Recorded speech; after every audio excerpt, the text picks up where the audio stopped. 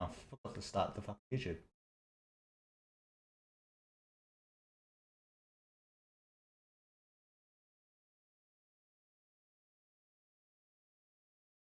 Alright, there we go.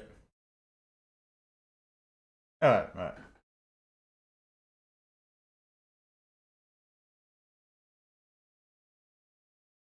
Weird one. So is today a community game? Because not gonna lie, I don't know if my brain can handle the overload. No. I'll give like 4 notice before I start a community game or some shit like that. Yeah, I'll let you guys know. For now, today we're just talking about the latest update and yeah, but that's basically it. The Lord, hi bro, good night for you. Well, it's morning for me, but yeah, it's gone right. Hi Woodward, hey Dave, how's it been? Oh nice, the new update is out. Fire, what's up? Hey Fabian, hey Jared. I'll force it though. I've got my energy drink combo ready if needed. Nah, you're good. Good. Wait, how long has the stream been going? I don't know, 10 minutes? Why? I like to think Shadow got off screen sometime during the moon. Maybe. The update is out. On Patreon, it is indeed out. Weird World, question. Do superhumans have the same exact composition organ-wise as regular humans and other Homo species organ-wise? Most of them. Some of them don't.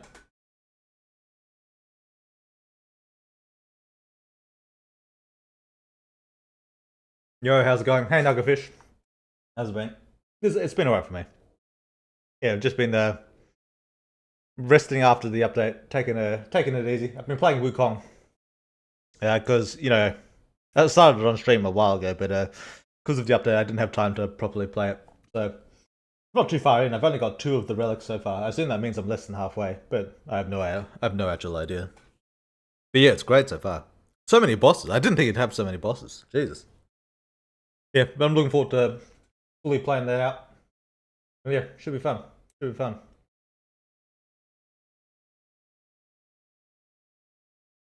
So I see you added a new waifu, aka Train-chan.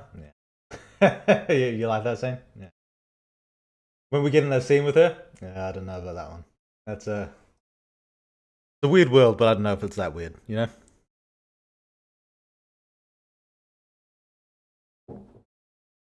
I have to prepare myself for when the update comes out on itch.io. Should be out on Friday. Not too long. Do superhumans gain photographic memory when they become superhumans? No. Good morning in this beautiful night. True. You did good on this update. Oh yeah? Yeah, I've been looking through the Discord. It seems most people are pretty happy with it. I haven't seen too much dissatisfaction or anything like that. Dragon first, how's it going? Yeah, but yeah. I'm not up to date on the Discord because, well, I only just got up, so people saying shit last night, I assume. But overall, it seems, yeah, people had a good time, which is what you want to hear. So, good.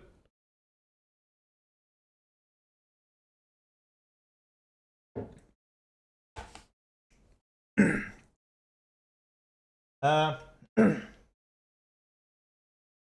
should just try to think whether I should put feedback in the title, because actually I did want some feedback on the on the latest update. What you like, what you didn't like. Hey.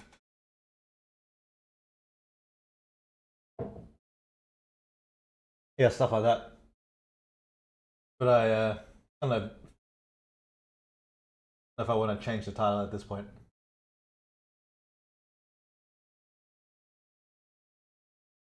Yeah, it's fine. That's fine. If people want to give feedback, they'll give it. I'm sure. But yeah. What's your rule on spoilers for the latest update? Is soft spoilers allowed or no spoiler?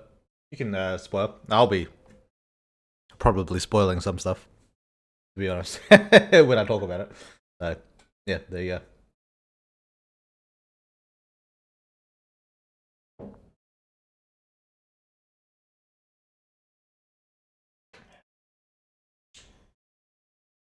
Playing is allowed on Patreon. You're all good.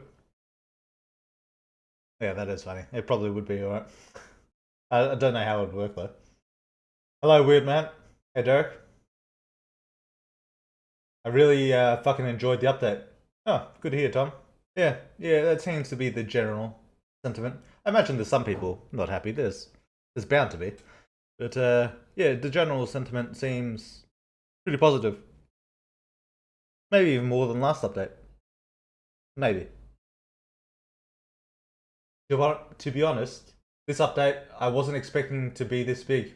Yeah, I kind of said it would be a short update, but really it's just a normal size update. Because it's got the full 7 days that I always do. for some reason, like this time around, I got it in my head that this time I'm gonna do 10 days. Why? Why the fuck would I be doing that? But yeah. So I ended up cutting out those extra 3 days. But still a normal size update.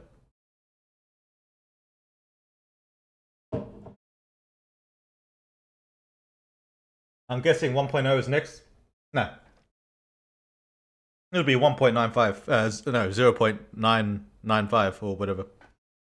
1.0 is still a little bit away. I think I've got 2 updates between 1 or 2 updates between 1.0.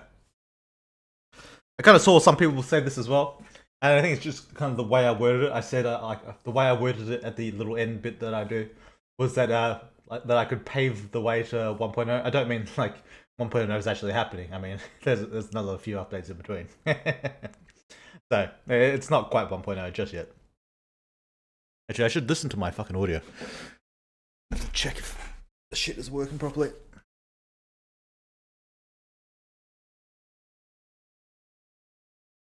Right, let's see if this works. Sound good?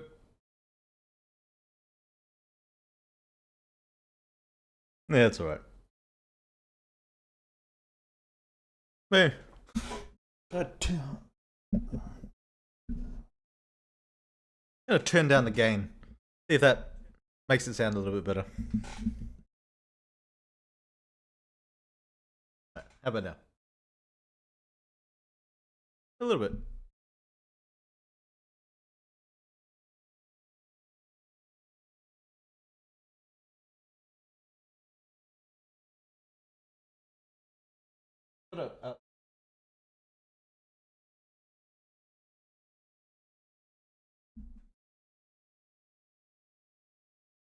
Right, so we turn that shit off, and we see the gain on the mic is better. Alright, I think that's alright. How do I sound?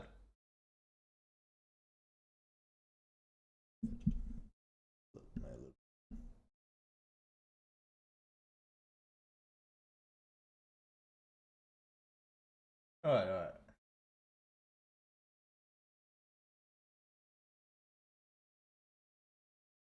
Okay, I think that's good.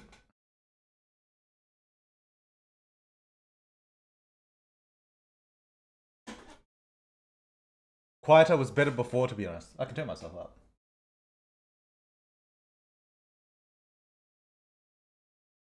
That should be right.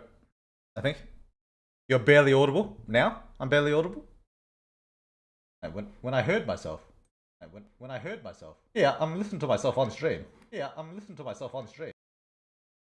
Sorry, I got the echo. That's good. I'm hearing you fine. Good. Just that there. Because adding gain, I think, adds like some distortion or some shit.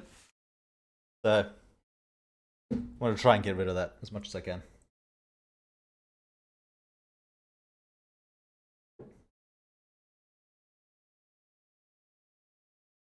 Watching you on Twitch and YouTube.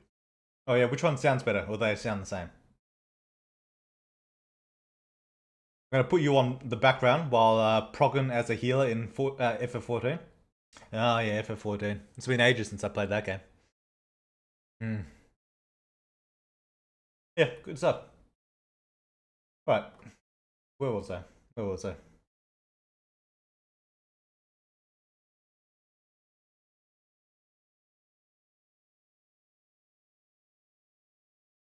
few comments actually.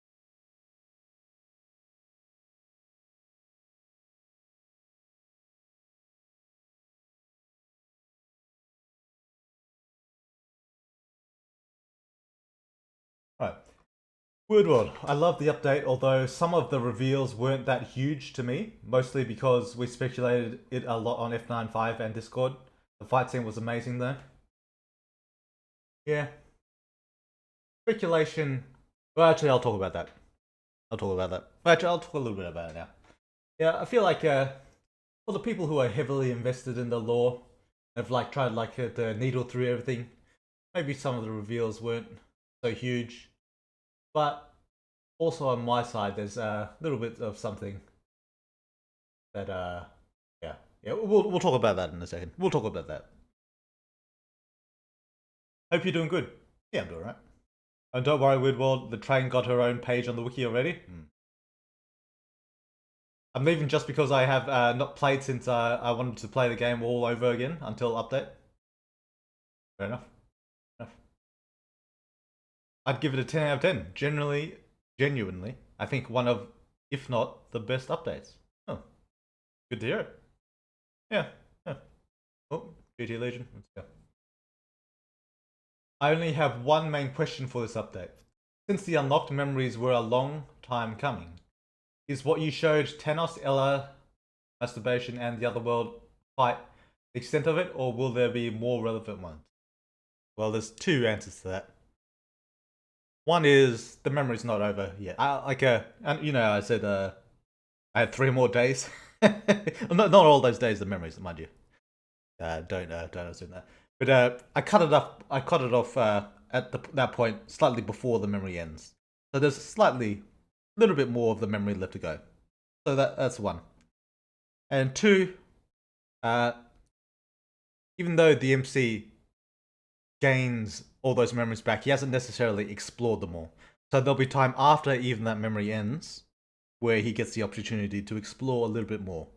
Because, you know, I'm not going to remember like the whole chunk that he lost like in that one section, you know? There'll be time to talk about it with Ella Doll, you know? And there'll be time to explore a little bit on his own.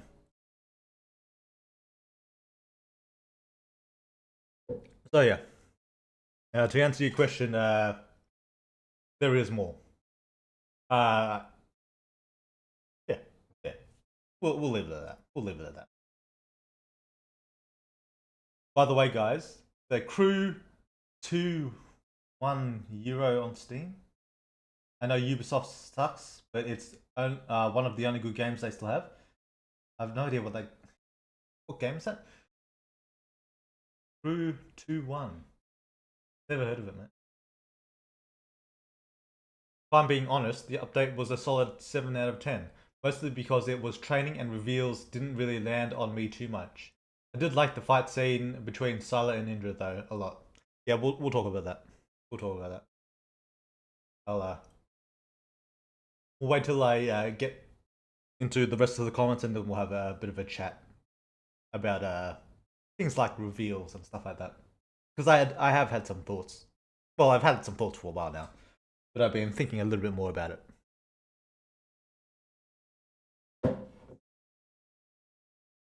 Holy wait, new updates out. Yeah, on the Patreon. Also, good morning, Weird World. Morning, Lord Snugglebear. How's it been? Trivia today? No, not today. I'll give a forewarning when it's happening. I and probably every other poor person can't wait for Friday. Fair enough. Next Friday. Well, it'll be this Friday, right? From Sunday, yeah.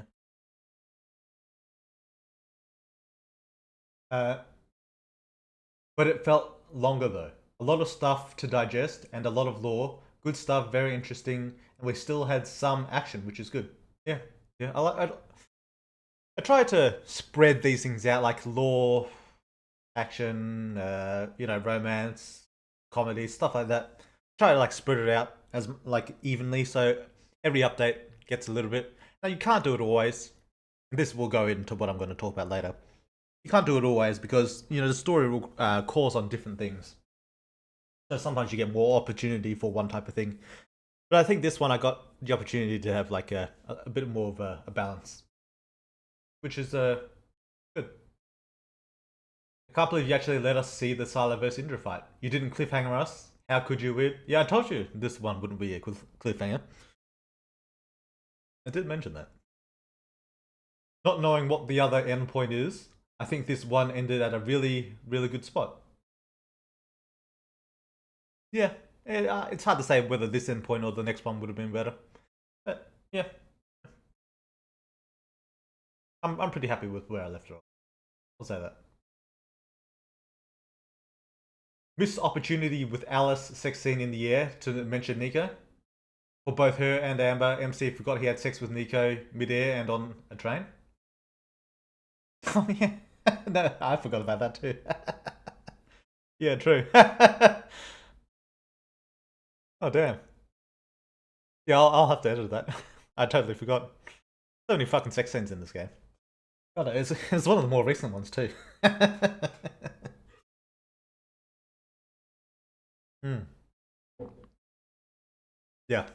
Sure. Sure. It's been too long since the MC show a power display, planning to unleash our boy on a certain foe. Nice.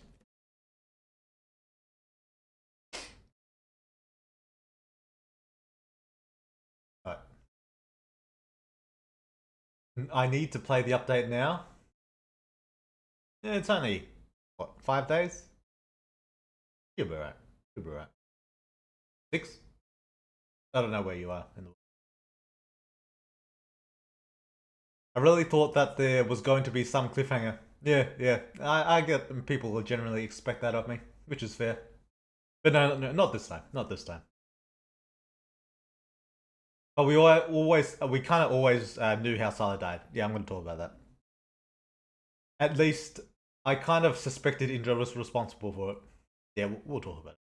Just wasn't 99% sure. You sound quieter. Okay.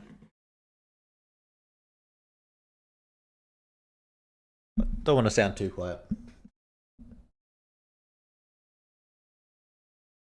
Hello, brothers and sisters. Hey, Necromancer. How's it been?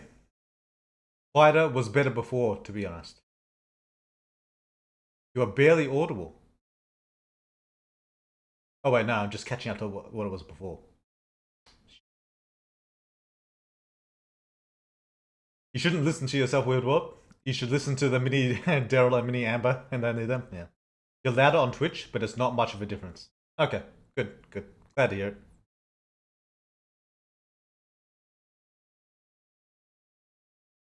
Booba is worth the risk. Love the update and the lore drops. Oh, thanks, Juan. Appreciate that. So when Superhuman 1 ends, will you take a break, like a step back, or will you continue the grind? Continue the grind. What else am I going to fucking do? I've got nothing fucking else to do. So I might as well just keep working. Plus, it's my job, you know. I mean, I guess maybe I'll take like a little bit of a holiday, like you know, a few weeks to myself, something like that. But it's not going to be like a huge, like a few months off or something. It is my job after all.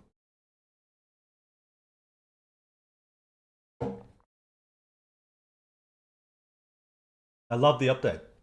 Wasn't expecting fucking Thanos to have been MC's doctor. Really good update.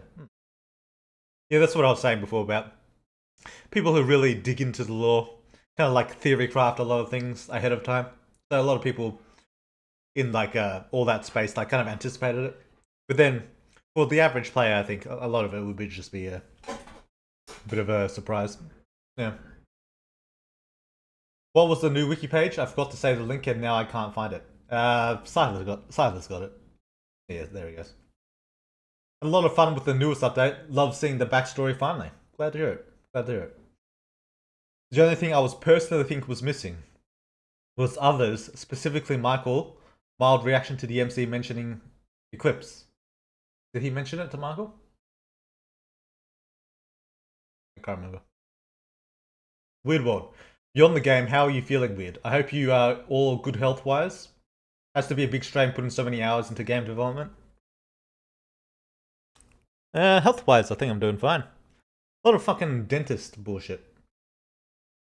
Because I've still got other steps to do with my root canal. I've still got another drilling to do.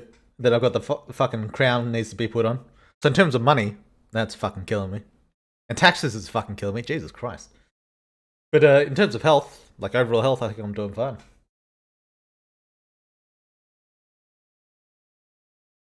Yeah.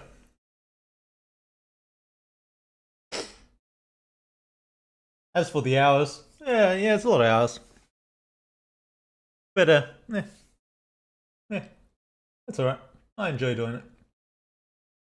Man, the last fight, right in the feelings.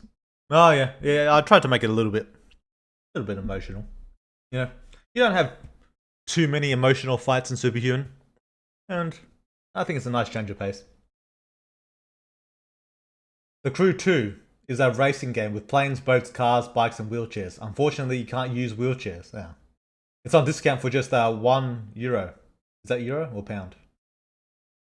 I guess Ubisoft is trying to get as much sales as possible. No, I've never been a fan of racing games. It has just hit me. Weird World.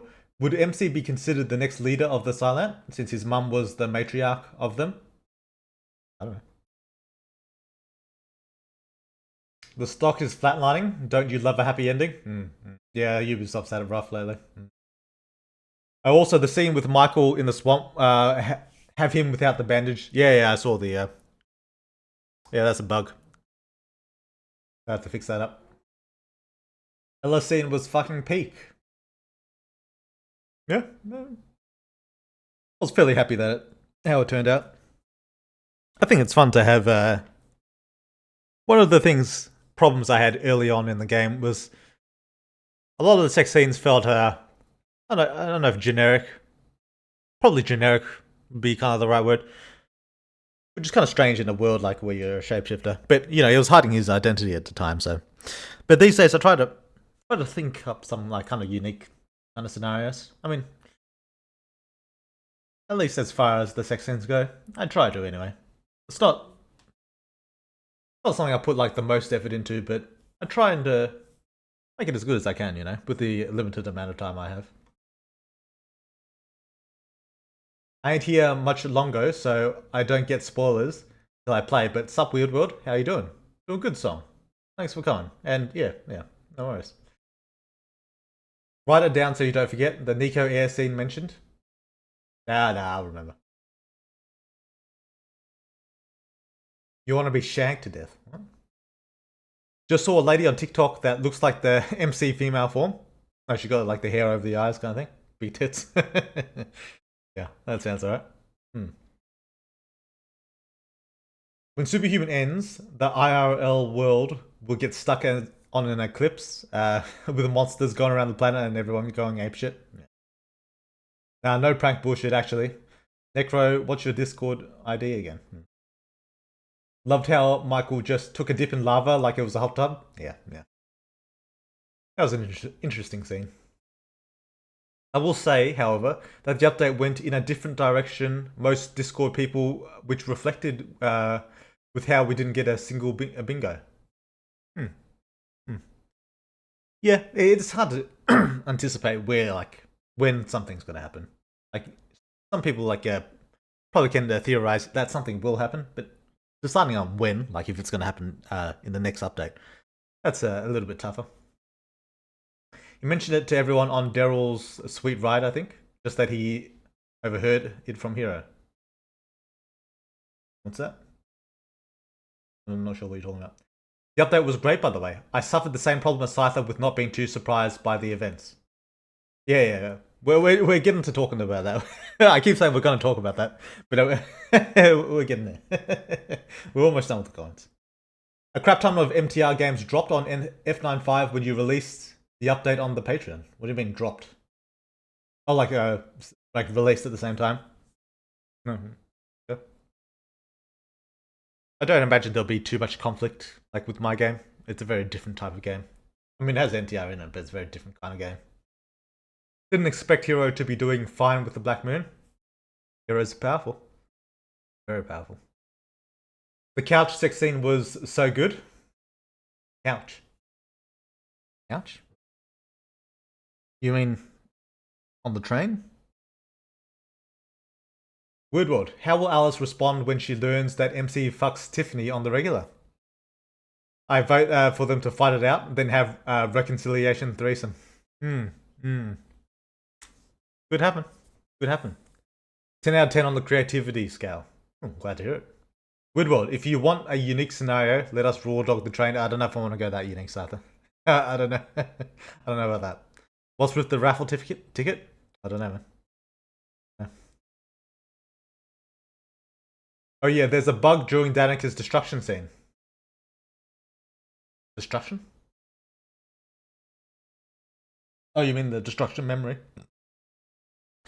Superhuman version of Amber blinks in and out. Strange. Was I looking through it and like I accidentally pasted something in? Because I'm pretty sure Amber's sprite got added after that scene. That's a very strange bug. I'll have to fix that up. Oh god, I just realized Scyther said she was a Silat matriarch. When I was naming my characters years ago, I gave him the last name of Siren. So I actually thought it was just using the last name because that looks kind of similar. Ah. Yeah. That's an odd coincidence. Fitting last name. Are we gonna have a Alice and Tiff threesome? Could be. Who knows? I named the MC M, short for Emily. Oh. So when I named M Court, when I saw the name M Court, I thought it was named after him. Why isn't anyone pointing this out? Yeah, true. True. Was interesting to know at least that the electricity issue is due to his mum's side fear of thunder. Oh, is that why? But after losing that fear, they became more resistant to it. Twitch link on your tweet, linking to the wrong Twitch channel, I think. Don't want to have to... I'm just going to leave it. I can't stop deleting it. No, the couch sex scene with Amber at the house. Oh, the old one. Yeah, I get you. Hey, Weirdworld, love the last update. Oh, thanks, Arctus. Appreciate that. Good to hear. Weirdworld, you made me like Amber this update, by the way. Oh, right, you hated the twins, didn't you, Scyther? Oh, well, good. I'm glad I brought you around to at least one of them. Good. Also, she has healing tears now. That's some Steven Universe type stuff. MC is going to get an earful from the girls once he's back in the human world. Some of them did say that, yeah. Demi will be cool with whatever, proving them as the best boy/girl. Demi is a little bit more open about some things. Sure. Would be better, in my opinion, if Alice and Tiffany just makes the MC choose between them. Some proper conflict since they hate each other. Could do. Every time I see a non-MC fight, I think the same thing. The MC is too fucking weak to have actual impact on the plot. He needs time to grow. To progress and, rise to their level. But yeah, anyway. We caught up, and I did say I was going to talk something about some stuff. So yeah, some thoughts I had about the last update. Because, I like to reflect on my work as well. Just to, to see what I think after fully playing through and all that. And I think it was Scyther and Draco, right, who mentioned that because of all their theory crafting, they anticipated a lot of what happened, and so it wasn't a big reveal to them. Wasn't too shocking, and I kind of agree in a way. And there's a couple of reasons for this that I can see anyway. One is the theory crafting set I mentioned before. But the other thing was is something that I do. I don't know how often I do it. Decently often. Whereas I have to balance two separate things. I have to balance, one, making a good overall story, and two, I need to balance making each individual update good. And so, I'm not going to say a lot of times, but sometimes these two things conflict with each other. And this could be in the case where I need to insert sex scenes where it would be not as appropriate because you need a certain number of sex scenes each update. For example, the Dream World. MC has a decent amount of sex in that Dream World. And it doesn't, I mean, it kind of makes sense, but it also kind of doesn't make sense. Because at the time, like, he knows that he's been kidnapped. He knows that the plan, he doesn't know what's happened to the twins, but he knows things are kind of fucked. And it is kind of weird that he's still, generally speaking, having a good time, like, fucking around in a dream world when he knows things are, like, kind of fucked outside. So that's one instance in which I kind of fucked myself in doing this, like, chapter system. Instead of just releasing one whole novel like a normal author would do, I kind of fucked myself by doing it in, like, a chapter system. So that's one way in which I do that.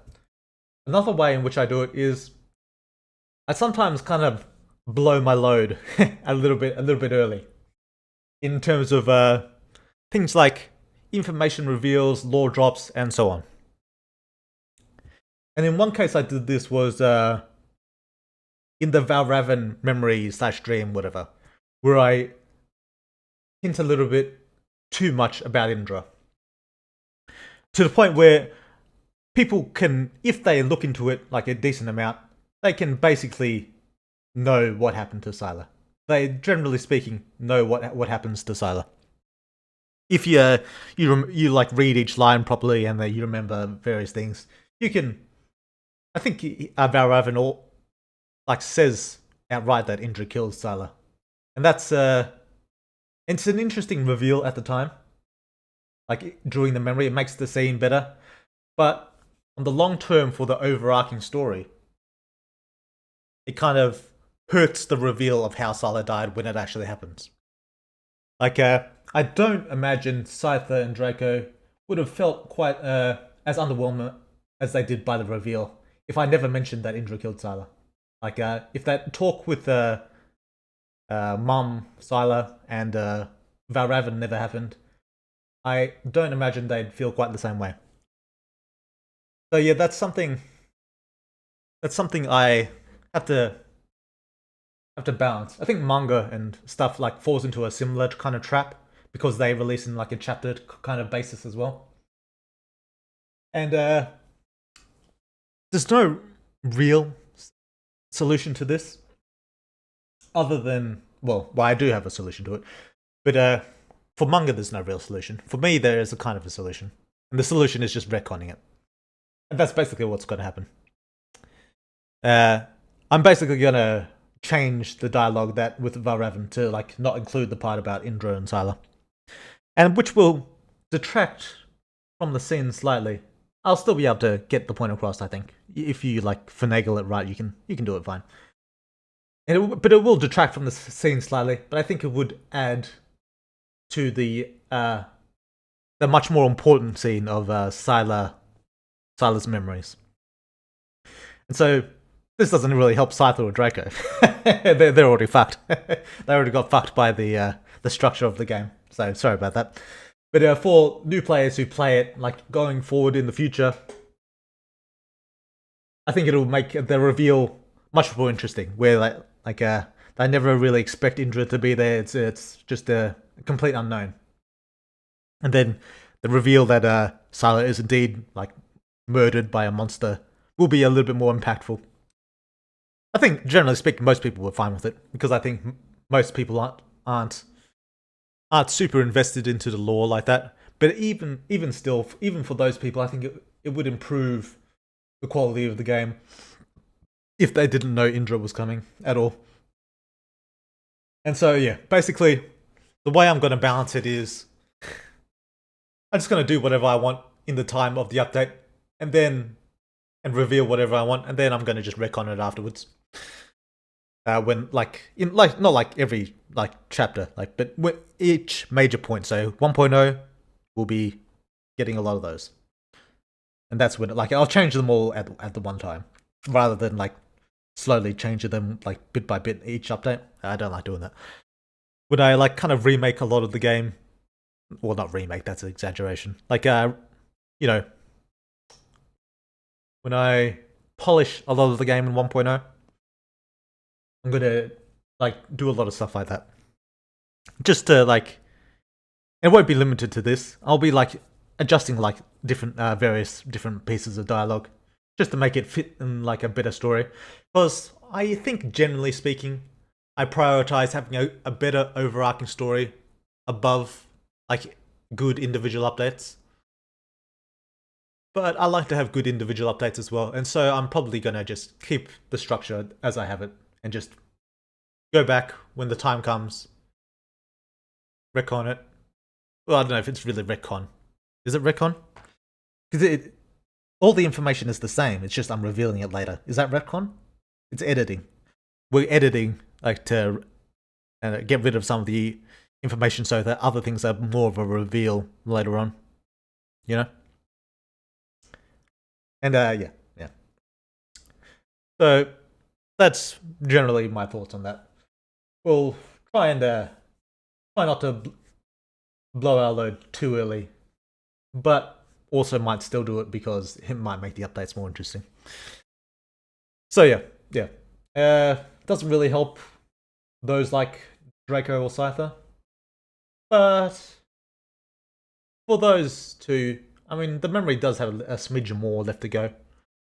I don't know. I can't promise that that what's left of that memory will satisfy you because I don't know what exactly it is you want. But maybe maybe the reveal will satisfy you. Don't know. Not gonna make any promises though. So yeah. Yo, another Aussie. Hello. Hey, Raging. How's it been? Does anyone know? Does anyone itch only have 0.985, or is it just me? Yeah, no, that's how it is. Friday it gets released. The update gets released on Patreon. It's out, but on itch.io it'll be released on the Friday. Woodward, what do you think of Slipknot? Never heard of it. Do you think it matches Superhuman? I don't know what Slipknot is.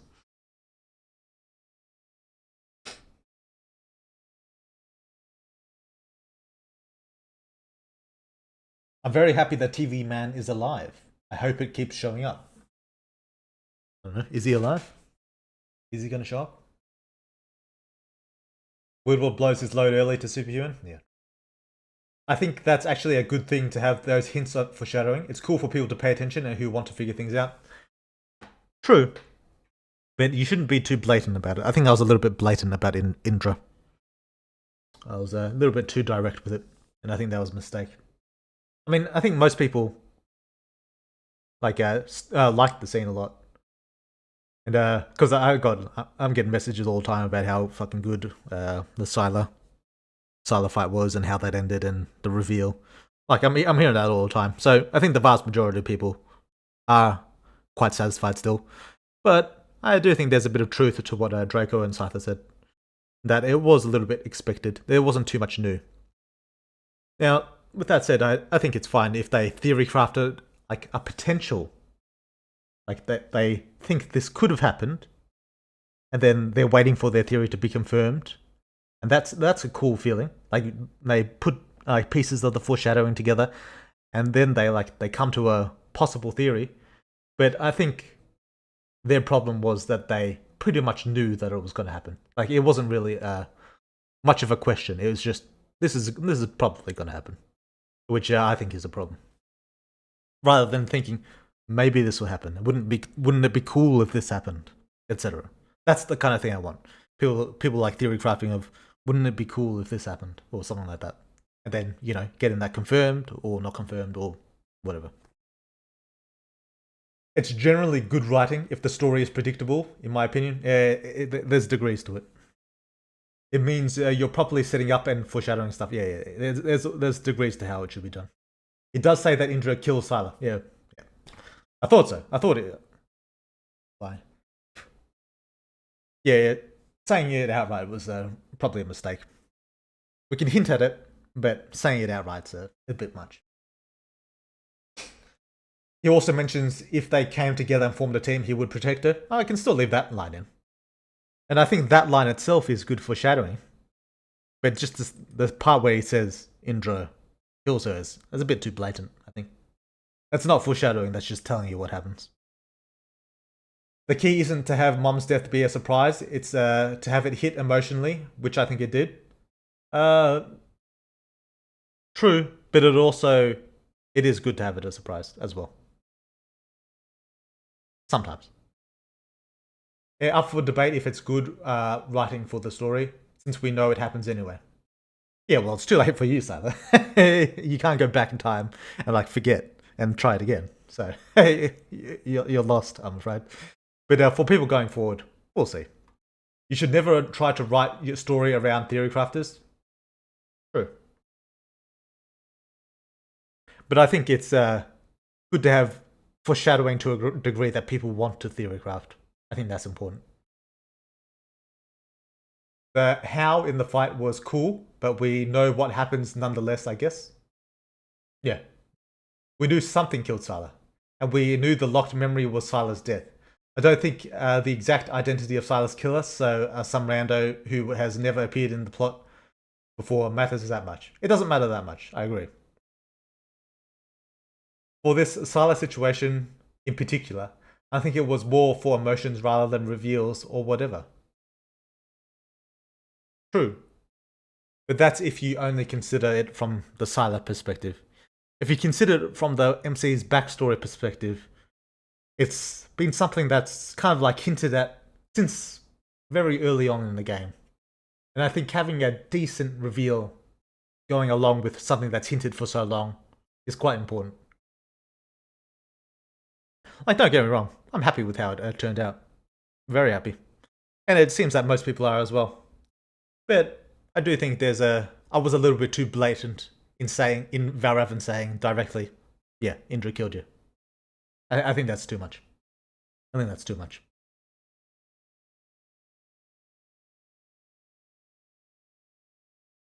Yeah, people want to be more careful with their reading to see if they can guess some of the reveals later on. That's on them. Most of the readers won't even get the references unless they do another run of the game. The only reason I knew about Thanos was because I read it on the wiki. Again, being able to see what's coming isn't a bad thing. Sure, it depends on the thing.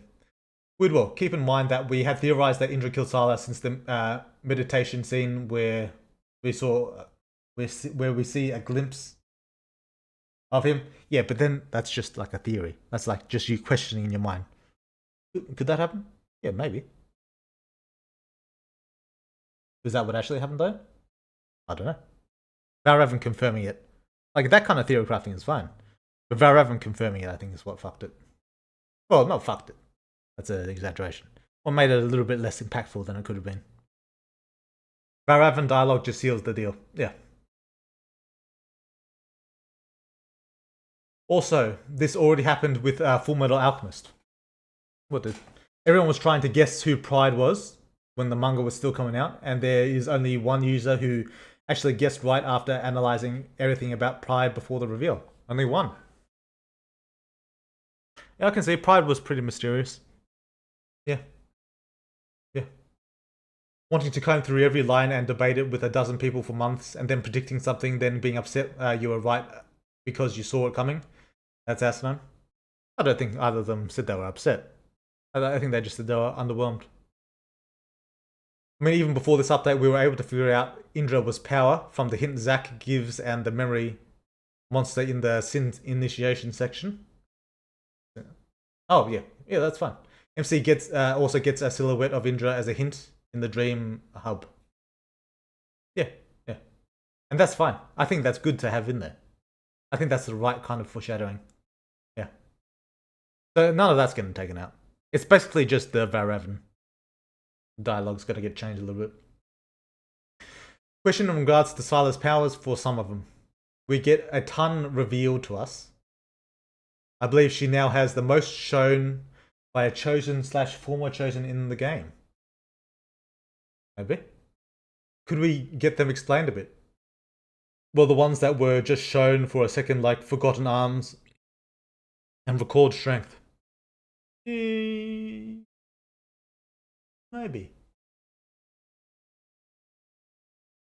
Do I want to explain those?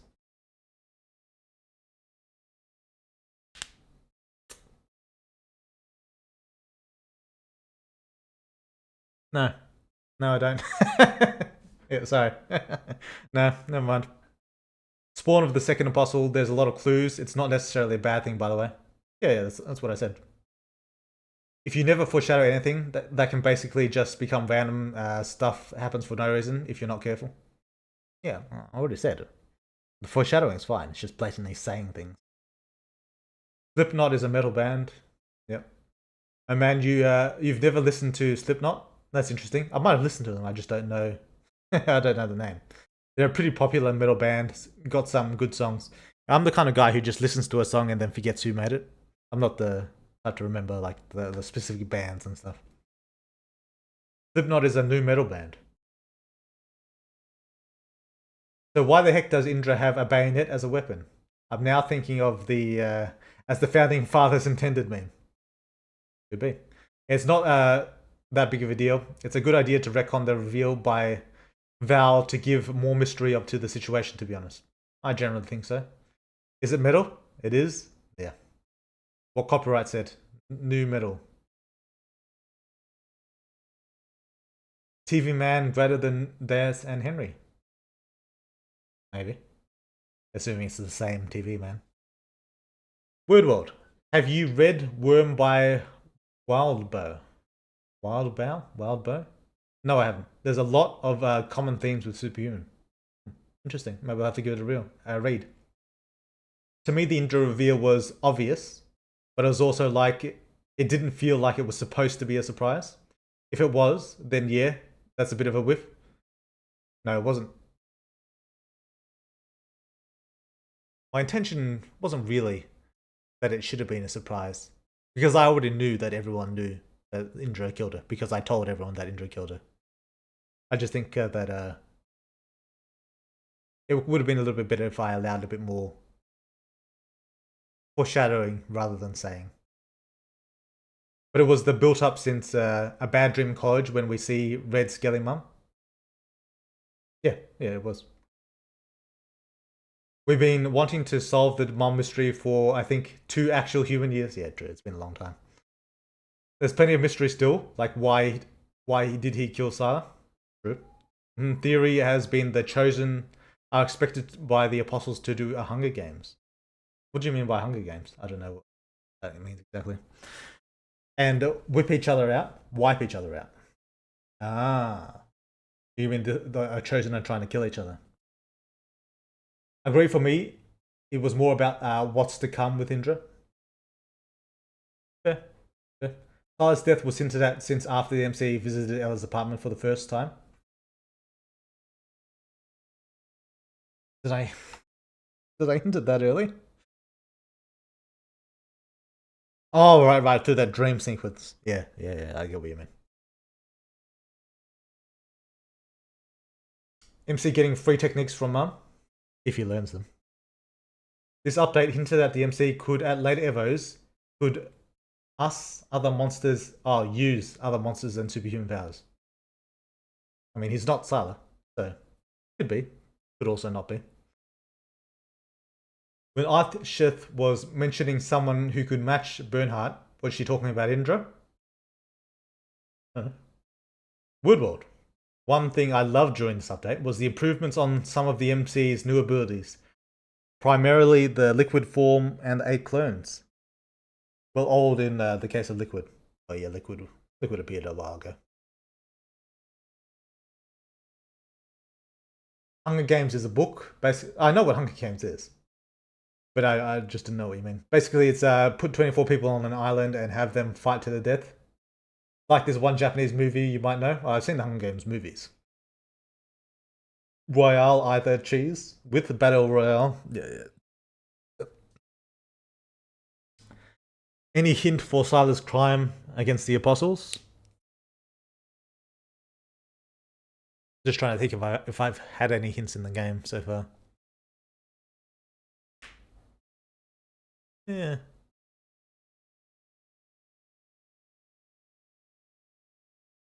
Maybe the heretic gives a lot away. What does it give away? I don't.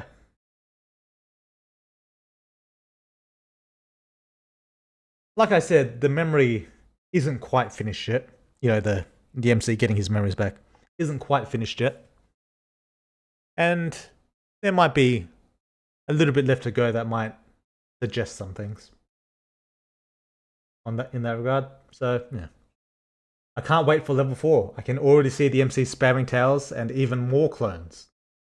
Since while using them in level 3, he got drained pretty quick from what the game showed. Could be.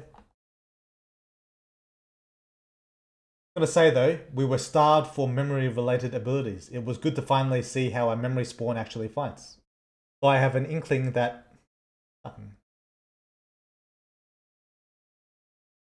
Sila's techniques aren't really compatible with the MC style. Could be. Could be. Could be that some are, you know? It's hard to really say. How he evolves, how he changes and progresses. You could get some and not others. Sila did nothing wrong, did she though? Make it Gondwana great again? Yeah, true. Sila was kind of a bad mum, was she? Maybe. No, my MC said Sila was a good mum, it's okay. Does he say that? Maybe that's an option. I remember.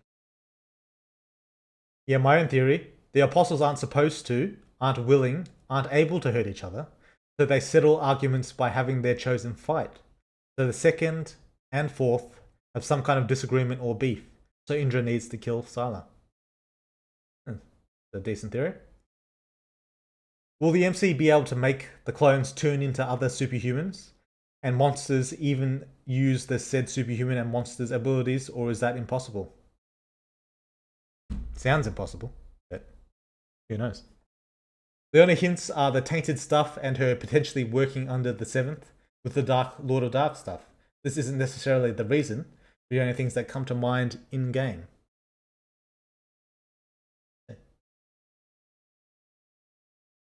Yeah. Yeah.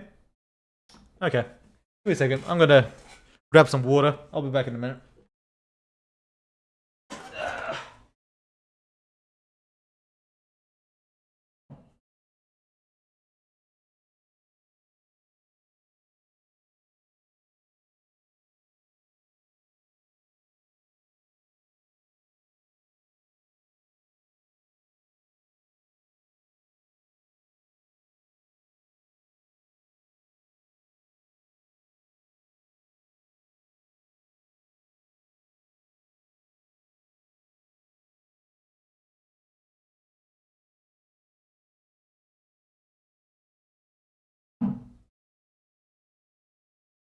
Alright. Everyone finna go crazy when Jared gets his redemption arc. Yeah. He finna dig the 5th and the 9th. Just you wait.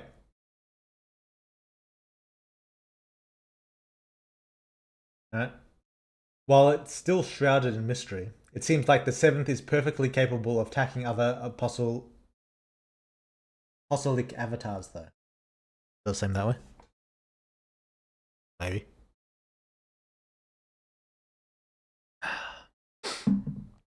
Alright. Tanos did nothing wrong. That one. You are the goat. Oh, thanks. My non-existent kingdom for Ella pregnancy. Alright. I don't know if I have too much more to say about the update. I'm just trying to think about what happened. What happened in the update?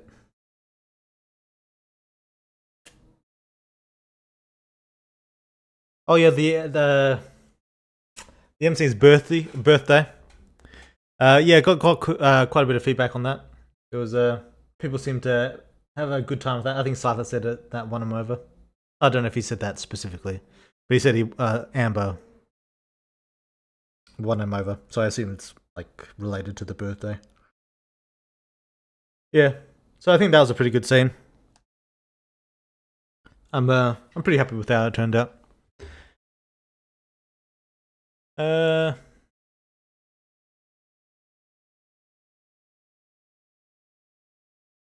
I think the 7th is either breaking some arcane god rule bullshit, or is manifesting harder than is sustainable in order to accomplish a greater iconoclastic goal.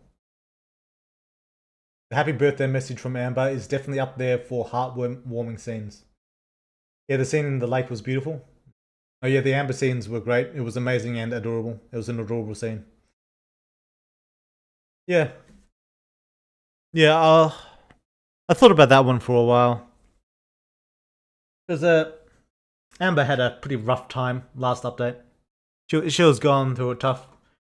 And I wanted to kind of like write her going, like working through it a little bit and developing a bit. I think using the MC's birthday for that was worthwhile. We got a nice moment with her because Liz got her moment with the flashback of the MC asking her out, and I thought that was a pretty good moment as well. I felt kind of bad like that Amber never had like a solid moment like that, and so yeah, I'm kind of glad that I got to make it like this one. I think it was good. I think it was good. I'm pretty happy with how it turned out.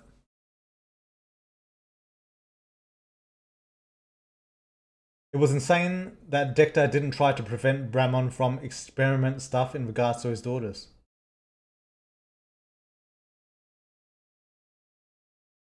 Yeah. Dexter... They have a trust, him and Xanth.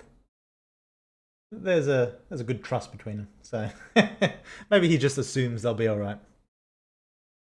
Just to say, props to you for the fantastic story, but man, the Amber/Liz storyline has me feeling some strong emotions, to where the only thing keeping me able to keep on with it is hope. Yeah, they've had a rough time. They've had a rough time for sure. Yeah. But you know, there's always hope. Happy birthday is nice, but it's not going to help MC make a gun in a fight. True. Daryl did give a hand. A slight hand. It's not going to be like how he had it against Cole. But you know, if the situation calls for like a cannon or something.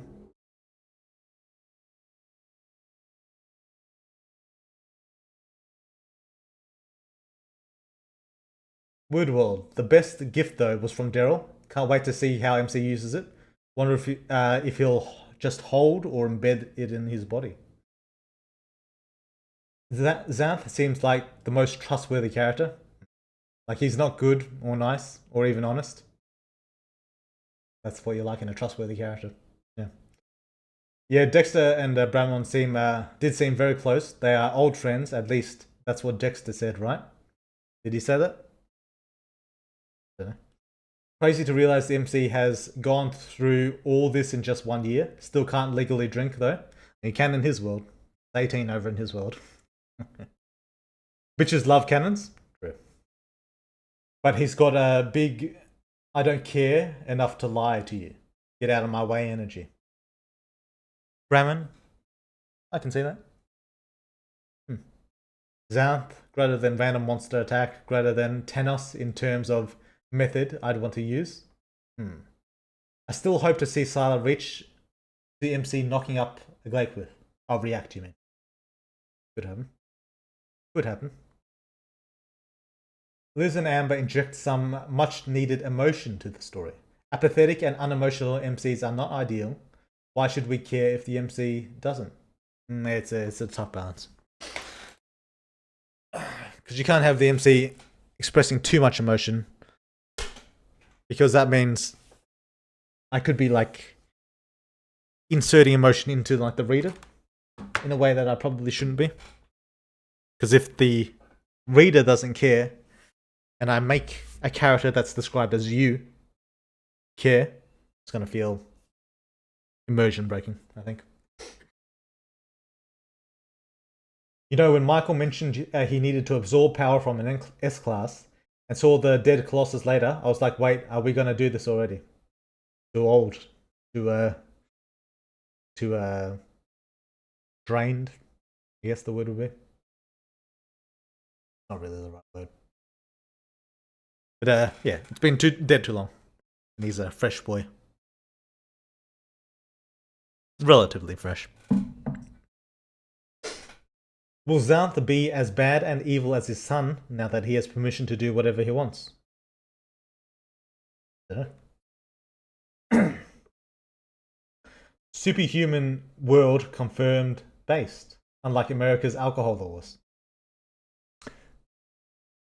Yeah, it is kind of weird that they separate the age of drinking from the age of everything else. Like America, you can like vote, you can have sex, you can you smoke at 18? I think you can like do like almost everything at 18. It's just drinking they put to 21.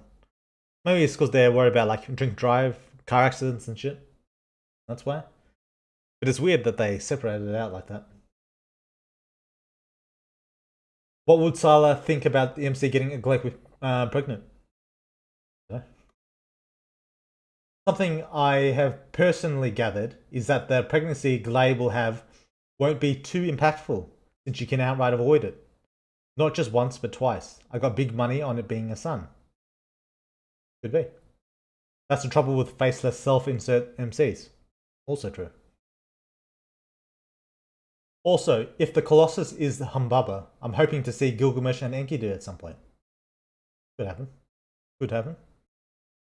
Zero definable personality. Yeah, that's what a self-insert character should be. Yeah, you can smoke at 18. You can smoke at 18. Yeah, geez. It has to be for the car accidents. That has to be why. The 21 thing is because people got drunk a lot at 18 and did dumb shit. Yeah, so it's for like a public safety kind of thing. Yeah, that makes sense. Still weird to me. Raised the smoking age in some states. Now they wait to turn 21 to do dumb shit. Yeah. Yeah, I figured it'll be mostly the same. It's mostly a me thing though. Oh, I nearly forgot. My own personal problem with how Indra was portrayed, not power-wise, but his personality in the flashback where he follows Sila around. For me, it felt too human for a monster that old. I did consider this. Briefly. And Indra is a little bit weird in terms of personality. I'm not going to say too much about it. But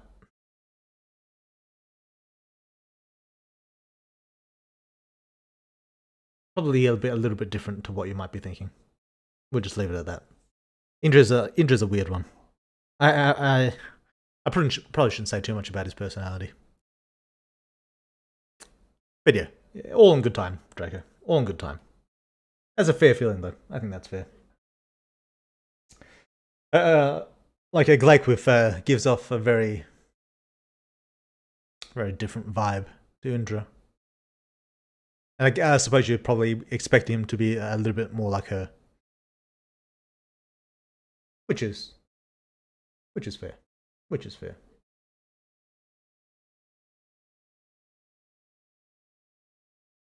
Alright. Yes, you can have a gun and drive. You can have a gun as well. Jesus. Even vote and become a parent. But drinking, no, hell no. Yeah, jeez. I feel like they're just putting it off. Like, I don't know. I assume they know what they're doing. It doesn't really matter to me. It just sounds weird. I don't like the asymmetry of it. That's the real thing. That's the main thing. Well, it's kind of weird that no one cares when the MC is totally emotionless. Is it weird? I feel like some people are just less reactive, less expressive than others. Is Indra faceless, or is his face just hidden in shadows for cool factor? Cool factor. Real talk, Sila is a lot hotter in monster form versus human form. You think so? Maybe. So Indra's personality will be important. Well, it'll be important to Indra. I don't know if it's like important to like the grand, like the whole plot of the story, but you know, it's important to the character. I'm calling it. He's a weeb. I don't know about that. Indra gave me Kaido vibes for a while. Kaido. Who's Kaido? I don't know who Kaido is. Wanted to fight the tentacle monster. Those who know. We do not know what we are doing. One thing I liked to join the Sila fight was the fact that Indra just bitch slapped away Aos and Pink Slut like they were nothing. I just wonder how much Val matched up to him, since Val was confident things would have been better in a team. Val's confident in most things. And who knows? It's hard to say whether Val could defeat Indra or not.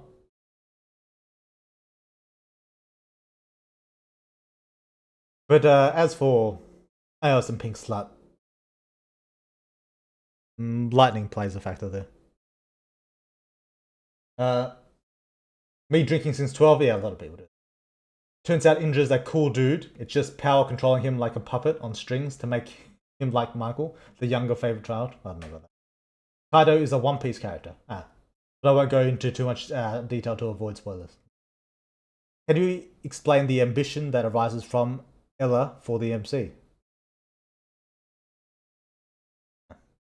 Hey, what's up? Your game is so cool. Oh, glad you think so.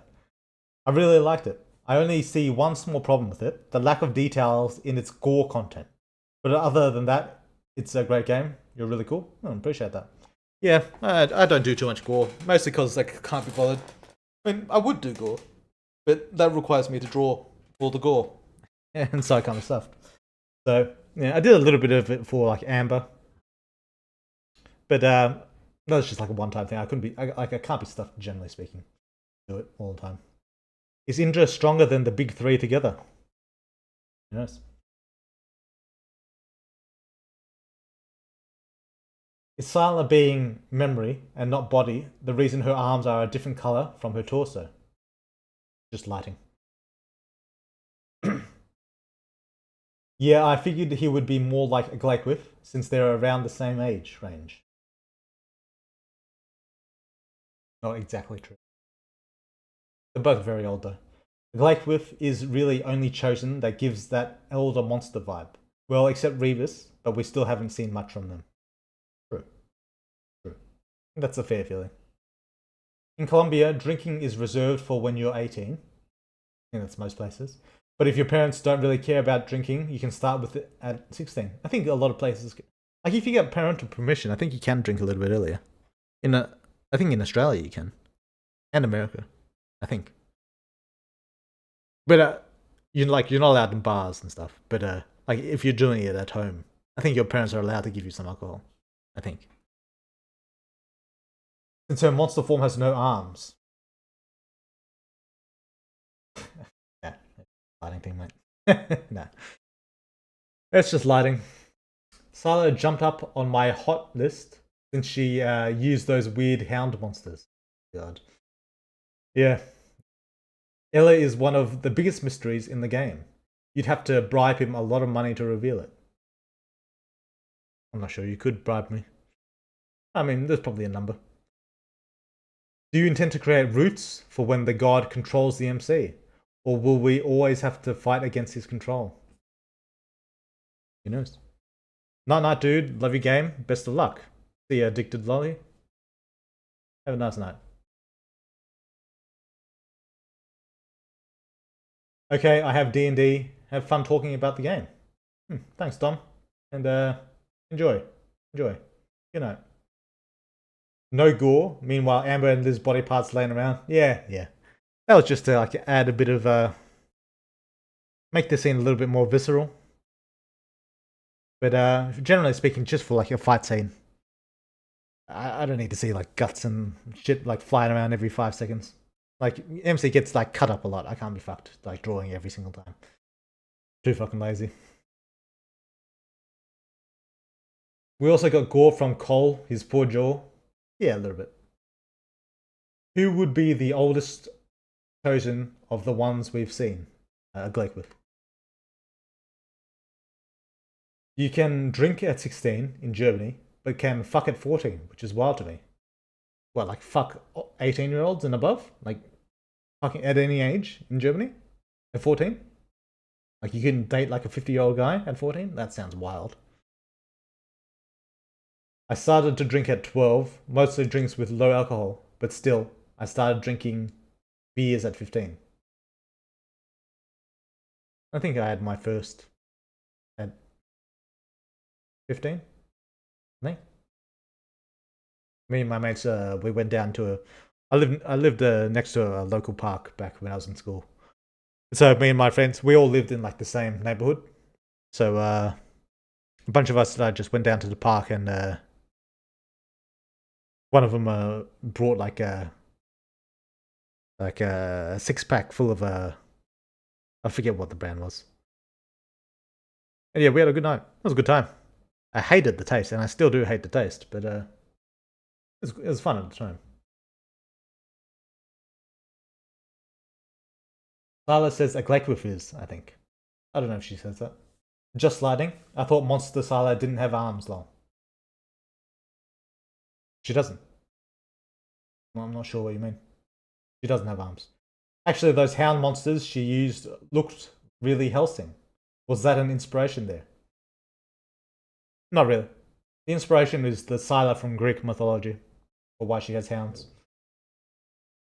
I think Val just is a good counter for Indra. Dude's power is mostly power negation against a guy whose power is just having a lot of power. Could be. Could be.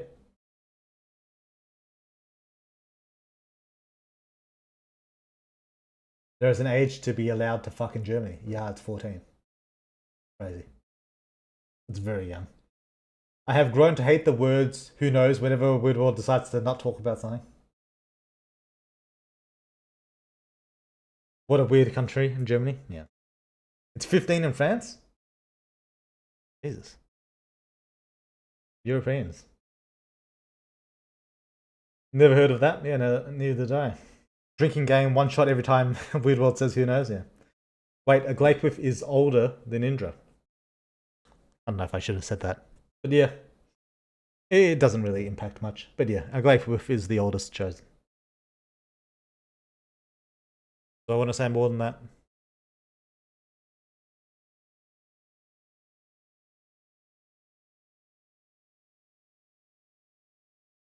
No, we'll leave it at that. I honestly don't see MC beating Indra, even at level 5. It may be possible by teaming up with Val or Michael for protection against lightning. Could be possible.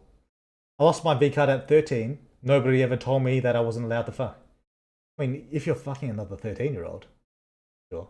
But I'm thinking, like, when Sartre said that, like, the 14-year-old could fuck like a 50-year-old, and that'd be legal. That's what I was thinking when I heard that. My Glakewiff propaganda just keeps getting stronger and stronger. Yeah. I think Sila is too. Sila is second oldest. She's not. Guess I broke the rules. Sila states that Indra and Glakewiff are older than her. That is a true statement. So in Germany, if you are 14 and have sex with a 21-year-old, it's fine. Yeah, see, I thought so. But you can get convicted in some cases if they're above 21. Oh, so it can't be like a 50-year-old. I get you. I get you. Oh, that's slightly better. I mean, 21, that's a big age difference. Like, thinking about how I was when I was 14 compared to how I was when I was 21, that's a big difference. Yeah. I mean, don't get me wrong. I don't give a fuck about kids. I don't care. A lot of people, like, get really, like, hyped up or, like, upset whenever something like that is mentioned. I don't care. I just think it's wild. Like, weird as fuck.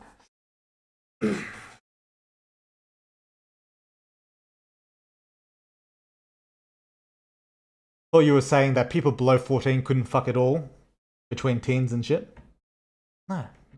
Yeah, I think most places around, maybe except like Middle Eastern countries before they're like married off. But I think most people around the world, you can, as long as you're doing it with another teen, you should be fine. Oh man, I forgot about Sala. I only thought of Echidna. Wait, which stream number is this? I lost count. Yeah, mate. No idea. Weird World. Funnily enough, I think most countries in Europe have it at 14. Really? But I assume they have that 21 law that you have to, if it's over 21, that's different. Because that is, like, there's a big difference between a 21-year-old and a 50-year-old as well, to be fair. Weird World. Do I want to tell you guys 20 seconds later, Weird World? Nah. Nah, mate. 21 to 14 is a big difference. I did say that. Yeah. Yeah, 14 and 21 is a huge difference. True. I hate fuck for Ella. We get a scene for liking Ella. It's only fair we get another one for hating Ella. I feel like hate fucking, you'd kind of have to overpower her though. Portugal is 18. Oh, how nice for them. This is the 26th Streamwise. What we're actually concerned with when it comes to age of consent is mental capacity. Personally, I think age of consent should be linked to a mandatory IQ test. I think IQ can be easily fucked with. Like, just because you're able to, like, I think there's like 12-year-olds that aren't mature at all. They can have like super crazy IQ and shit like that. I think that'd be a kind of fucked system. You need, even IQ test aside, I think you need like a hard line established age that, not just because of the mental capacity, but because it also wards off people generally from going after people under that age. Like, it kind of like acts as like a barrier that's needed between the older people and the younger people. And I think that's a good thing. Like, even if there are younger people who are able to like make more informed decisions than like a 23, 24-year-old, because there's dumb fuck 23-year-old people, plenty of them. But even with that in mind, having the hardline barrier between the ages, I think staves off a lot of predation. Because you imagine it, if it was a nebulous age and a predator did want to go after some kid, he could have just said, "Oh, I thought she was like super mature and like her IQ is so high and blah blah blah blah." Or he, I don't know what the truth is. I feel like it'd make it too easy for the predators out there. You need like a hard barrier between them. And I think that like the solid age of 18 or whatever it is the safer thing to do. 14 and 15 is convictable. 16 though is fair game for 50-year-olds. I think that's like that in America too, in some places. Like I think like different states have different laws regarding that. So I think some 16-year-olds can do that in America, maybe. Wild times. Yeah. IQ testing is very biased though, in some ways. The no bimbos? Yeah. This age of consent and drinking is going places? Maybe. Not the bimbos. You shouldn't fuck people who are mentally retarded. But then who are the mentally retarded gonna fuck? Just other mentally retarded people? That's a tough life. That's a tough time. To me, a part of age of consent is the responsibility that a person is expected to have. At 18 is when most people finish their main education and are able to live on their own, at which point, if they fuck up, it's on them. I think that's the rationale for most people who have 18 as the barrier. I agree. I guess MC's father committed a crime. Come on, man. Father's not that bad. Here, a kid can have sex with another kid up to 3 years older. 3 years isn't too bad. So the age of consent is 15, because having sex with an 18-year-old is similar to having sex with an adult. At least that's how I interpret the spirit of the law. Yeah. I get what you mean. But I feel like that's a bit weird. I think, yeah. Do I agree with that?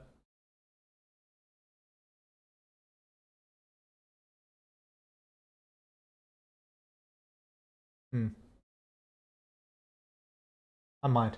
No, I don't. I think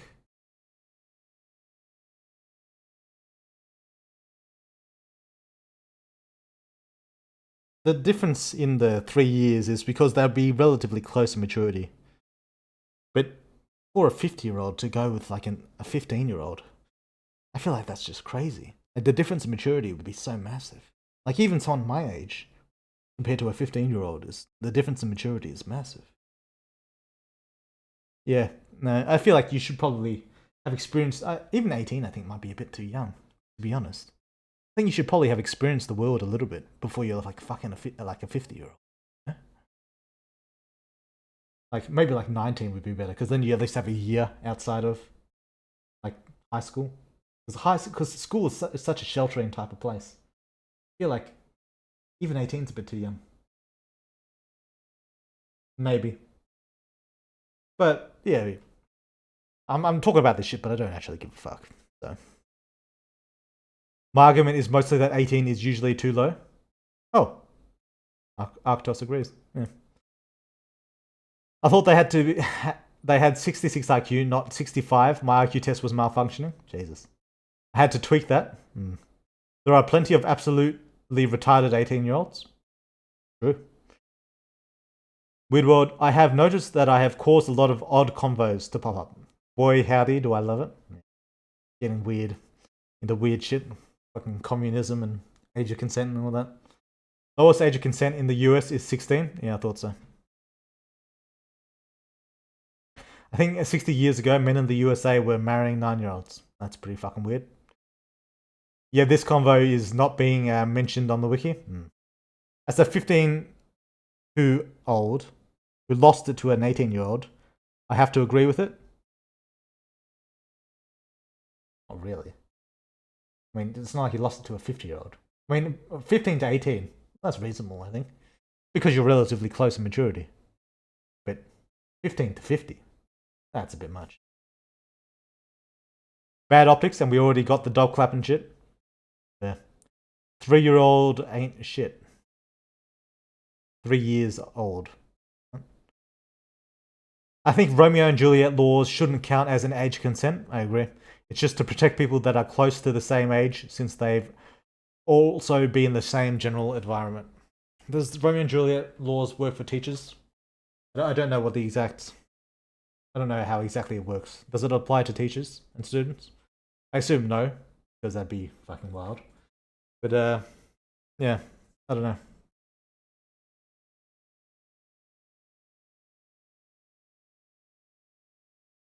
Age difference matters much more when you're young.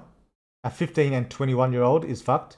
A 21-year-old and 27-year-old is acceptable. I agree. You are tired, Weird World. You need to sleep, Weird World. I am tired. I do need to sleep. True.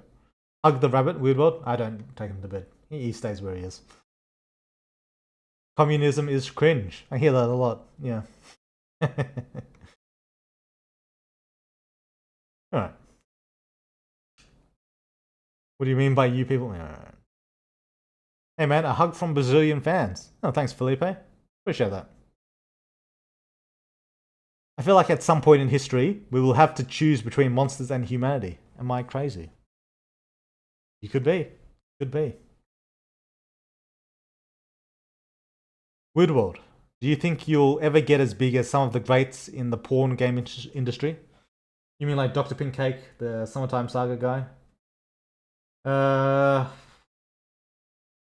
It's hard to say. I don't know how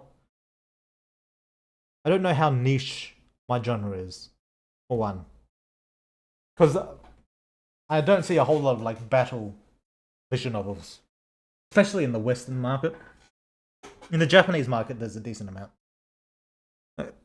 But in the Western market, I haven't seen a whole lot of like battle visual novels. So I don't know how big of a niche that is and how big I can grow within that niche. I think I'm basically, in terms of like the Western side of visual novels, I think I'm basically the whole niche. Like, I don't think there's like almost any other battle visual novels out there. So if that niche grows, then I assume I will grow with it. Because I'm basically the only one in there. If that's the case, then it's possible. But I have a couple of things that kind of hinder me a little bit. One is, my game isn't as visually appealing as something like Being a Dick. Being a Dick has very nice renders. And I think my art style has improved a lot, like, over the years. But I don't think I can provide the same kind of like market draw from my advertisements, like my preview images that I put up to show people what's going on. I don't know if I can provide the same draw, the same interest that Dr. Pinkcake can. So that's one thing that hinders me. And other than that, yeah, I don't know. It's just a lot of visual novels out there. Not everyone can be the best, you know. Not everyone can be like the big top dog, and there may be a case that I'm just not able to provide a quality that gets me up there as one of the best. So even marketing aside, maybe I'm just not able to get up there. Maybe I am. But if I am, I think it'll probably be with a game after Superhuman. Probably. Because I think Dr. Pickencake did a game before, and the Eternum guy, what's his name? I forget. The Eternum guy. I think they did games before they got their big, like, super games like Eternum and being a dick. So if I were to have that level of success, I think it would probably only come on my second game, when I'm able to like produce a fresh new product with all I've learned from Superhuman, and then like grow bigger from that. That would be how I would assume. If I were to get to that level, that would be how I would get to that level, I think. If it happens.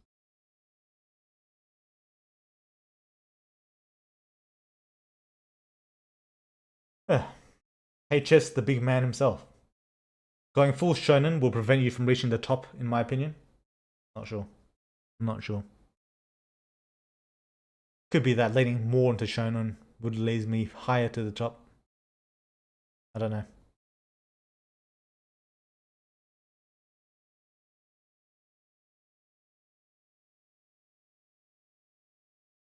Will we ever see the train again? That conversation was fun. Maybe. He will reach that level. Superhuman is already high in the rankings.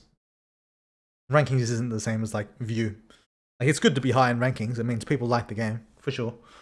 But if people don't see the game and aren't drawn in by like the previews, the marketing, whatever, then you can never really reach it. Like it's good that I have a lot of satisfaction though. I think it means I'll probably retain a lot of player base. But in terms of like bringing new people in, I think it's going to be a little bit difficult for me. Superhuman is better than all those games already. I really hope you surpass them in popularity too. I mean, yeah, I'd like to get up there. Yeah, for sure. But yeah, it's just a matter of bringing people in. I've got to think of a way to do it. I mean, if you look at One Piece, yes, but grand world building is required. I'm not sure though. Good luck anyways. Appreciate that. Yeah. I've thought about like hiring, like I've got approached by a bunch of like advertising agencies asking me to like if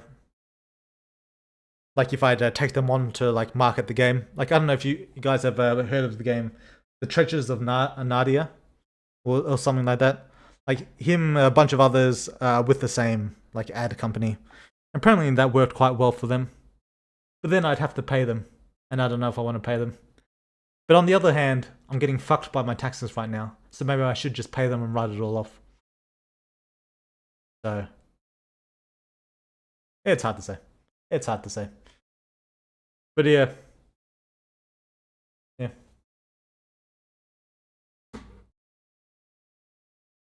The thing to do here, if you want money approach, the Pornhub owner and convince them to make a porn game division and put you in charge. Stonks. Yeah. Don't worry, the Necromancer game is going to hit #1 on release. Yeah, I'd hope so. Besides, Summertime Saga already has fights and shit. Summertime Saga has fights? Is that true?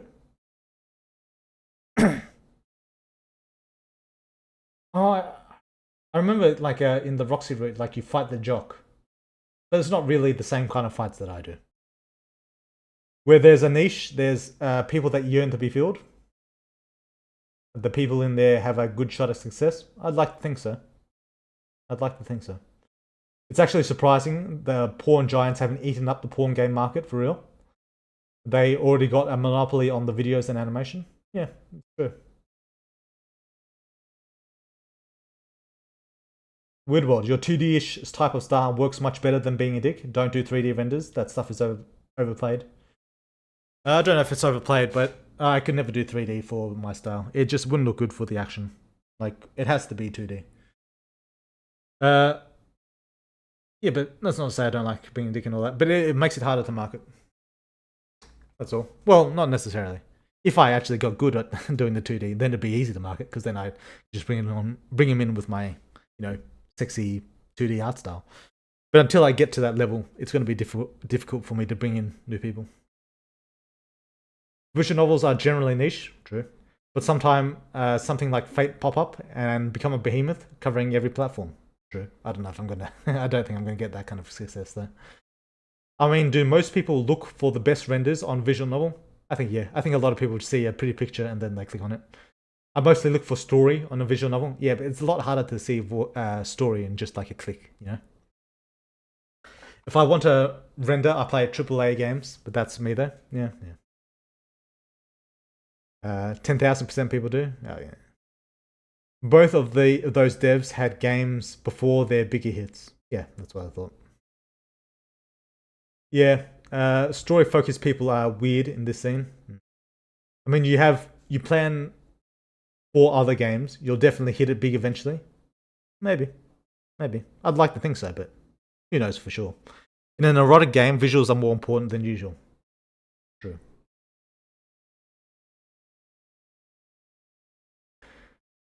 Not really. You need to make the brand stronger first. Maybe some knickknacks like pillars, mouse pads, maybe a shattered plush toy.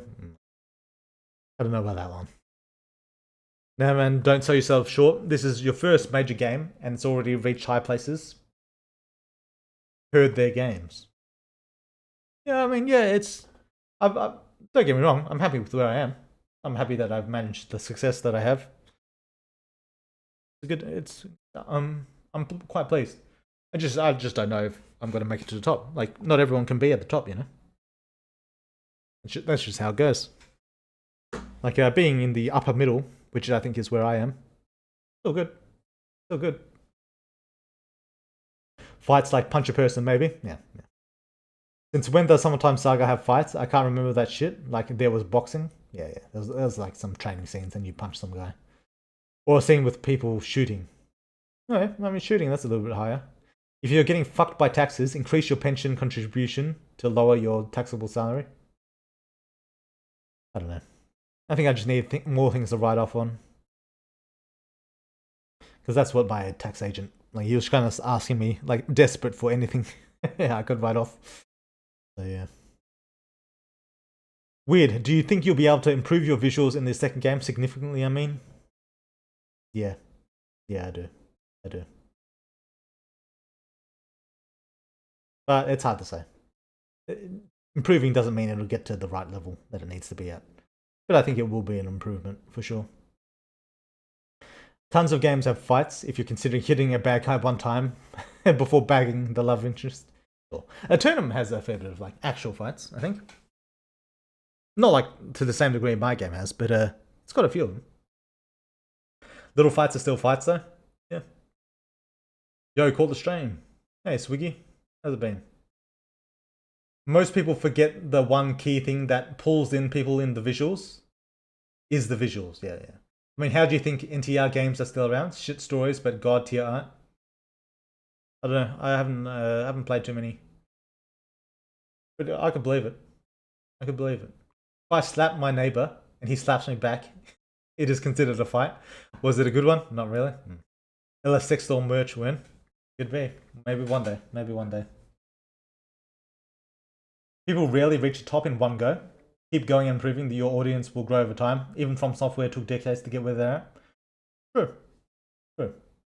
People rarely reach the top. Oh yeah, that's what I just... Only just realized there's a new update, bro. Yeah. It's 0.99. That's the one. Out on the Patreon. Weirdworld. In regards to F95 ratings, the big boom happened when you updated the cover art. It used to be top 20 for years, but once people realized that your art has improved that much, they flocked to it. I'm glad to hear it. But yeah. As long as I'll slowly improve, and hopefully that will draw more people in. I'm hoping. I think a lot of people are put off by the early game art as well, so they don't continue the game. So I'm hoping that when I do finish 1.0, it'll be a lot easier for people to get into the game, and maybe I'll get a little bit closer to reaching those top levels. So I'm hoping when 1.0 comes around, I'll be able to do a bit like that. NTR games are around because every NTR fan hates every NTR game as perfect. Rates every NTR game as perfect. Yeah, they like what they like. Me seeing 5 5-star games just to see it has NTR tag, knowing it only has 1 to 3 reviews. Finally caught a stream again. Hey Elma, how's it been? Okay, speaking about your game, the shadow that resonated with Alice, is it her mother? Did she meet her mother in the other world? Maybe. I like the early main menu image. Would be nice to have an updated version of it. Just had a creepy feel that's not there with the new cover art. I agree, but I don't know. I've changed it a couple times actually.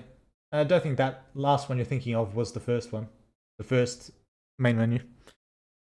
And so this new one will probably be changed again at some point. Have you played Last Sovereign? No, I haven't. Weird World, I'm excited to see how you redo Shadow's art. Shadow's staying the same, right? Starting the Necromancer game with the improved art style will catapult the game so much when it comes out. Maybe, I'd hope so. Would be nice to have some ambient music too. What? Seemed to be the guy who raped her. In regards to Alice. Oh. Maybe. Personally, I thought it was the guy who raped her, but don't have any evidence to back that up. Is Weird World making a new game? Final update. Not the final update. It wasn't the first, but Mummy 4th was the longest menu screen. True. I thought the guy dead. What is this Necromancer game? It's just got some other games in the background that I've come up with the concepts for. I'll get around to them eventually, when the time is right. I can't wait for your other games. Demons, vampires, necromancers, and sorcerers aren't explored much. I trust you to do them justice. Can't wait to see your takes on them. Yeah, I'm looking forward to it as well. But all in its good time. All in its good time. We've still got Superhuman to do. We've got a bit of work ahead of us. I wasn't sure if Indra silhouette was going to be the same as his real appearance. One Piece fucked my trust for trying to picture a character from silhouette. Well, Indra was changed from his initial silhouette a little bit. Just kept the general shape of him because I like the silhouette. But he was redone a little bit. Well, not redone, like drawn over, like improved a little bit. And that took a bit of time. But quite happy with how it turned out. We're eating well for years, boys. Will the new game be shorter or longer? Tough to say. Tough to say. I feel like probably shorter. I think they might be, but I think they'll be slightly faster paced, but not by too much. I honestly forgot what the earliest menu screen was. That was like 3 years ago, I think. Long. Yeah, the first menu screen was of EMC on his second evolution. That was the first one. Is the next update sooner than normal? Maybe. I got this impression you wrote a large update and chose this as an earlier stopping point. Yeah. Yeah. It probably will come a little bit sooner than normal. Maybe. It'll probably still be within the 2-month time frame. That's generally a good amount of time for me. So I'm probably just going to stick to that. Fucking Oda making silhouettes, showing something and then totally different. Yeah. The demon game is Devil May Cry. Yeah. Do you want to go for a multiverse approach with your games? I don't know. Maybe.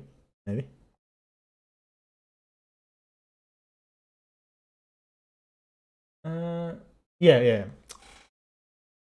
Getting a holiday special for Superhuman? No. It can't be stuffed. I don't have that kind of time, man. I don't have that kind of time. Anyway, I think is that all I wanted to talk about.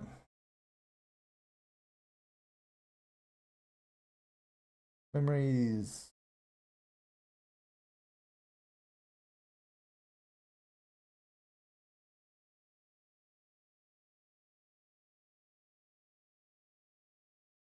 I think that's good. I think that's generally speaking all I have to say about the last side. That generally well received. One of the more well received updates I've had so far. You know, there's a few people who have their gripes. I think Scyther and Draco were the ones who mentioned it, but I think both of them seemed overall still satisfied with the update. So yeah, pretty happy. Pretty happy. Woodward, do you think that 1.0 will end the story in a way that it will work as a standalone game? Or something like that can't possibly happen considering level 5's gods, etc. Something that can't possibly... I don't know what you mean by can't possibly happen. To answer your question, no. Generally speaking, no. It'll be... What would I compare it to?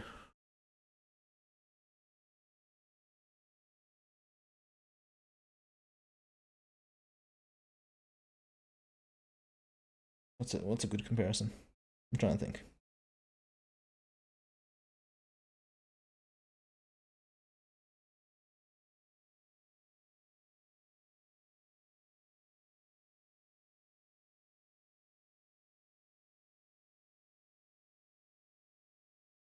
Yeah, it'll be like going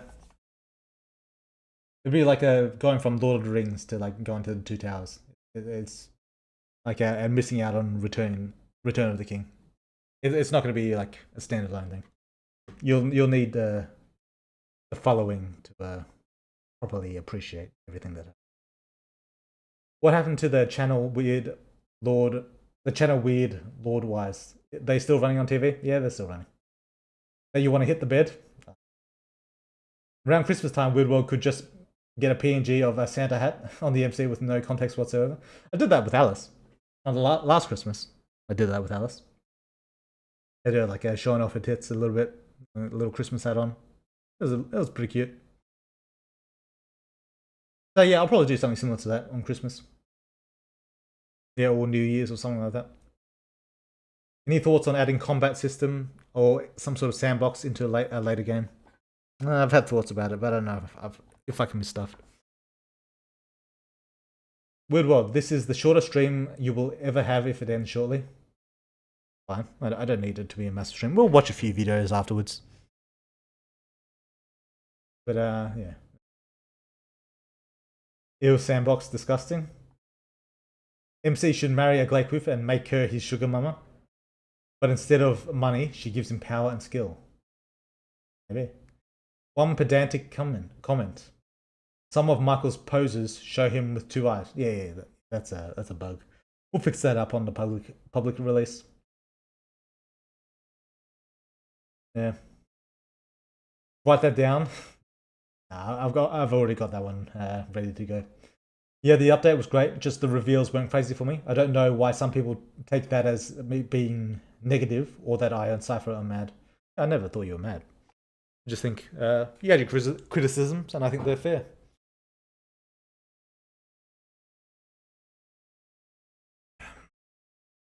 Weirdwell got the entrepreneur hands going.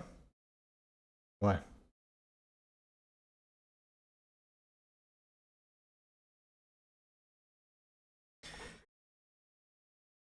Yeah, I wasn't mad at it.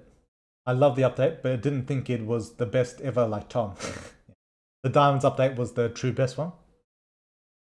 I personally don't think it was my best ever. I think it was a good one though.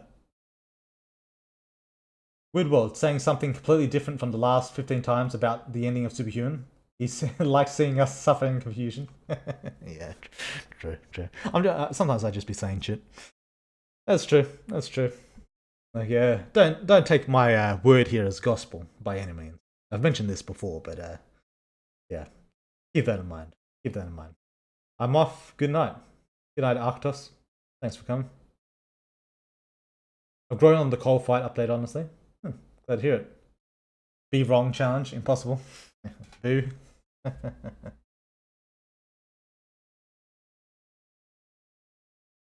Alright, sorry if I asked this before. How do you research on mythology when they have so much contradicting and conflicting information?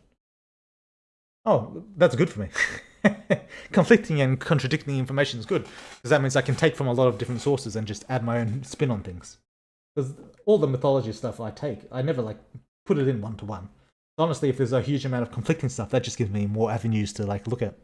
So it's a good thing for me. Love Superhuman. Only porn game I've tossed to my writing friends as pseudo story rec. Keep up the good work. Big fan of how the tale has played out. Impeccable vibes. Glad to hear it. Thanks, Tridium. Appreciate that. Weirdworld, the best thing you ever revealed to me is that you said you lied plenty of times, which gives me hope for a shadow scene. Clearly, you were just lying about not considering one. Right, bros? It's not cope, right? Yeah. It's full cope, man. Full cope. Shadow monster girl coming. Yeah, everyone wants it no matter how they hate you.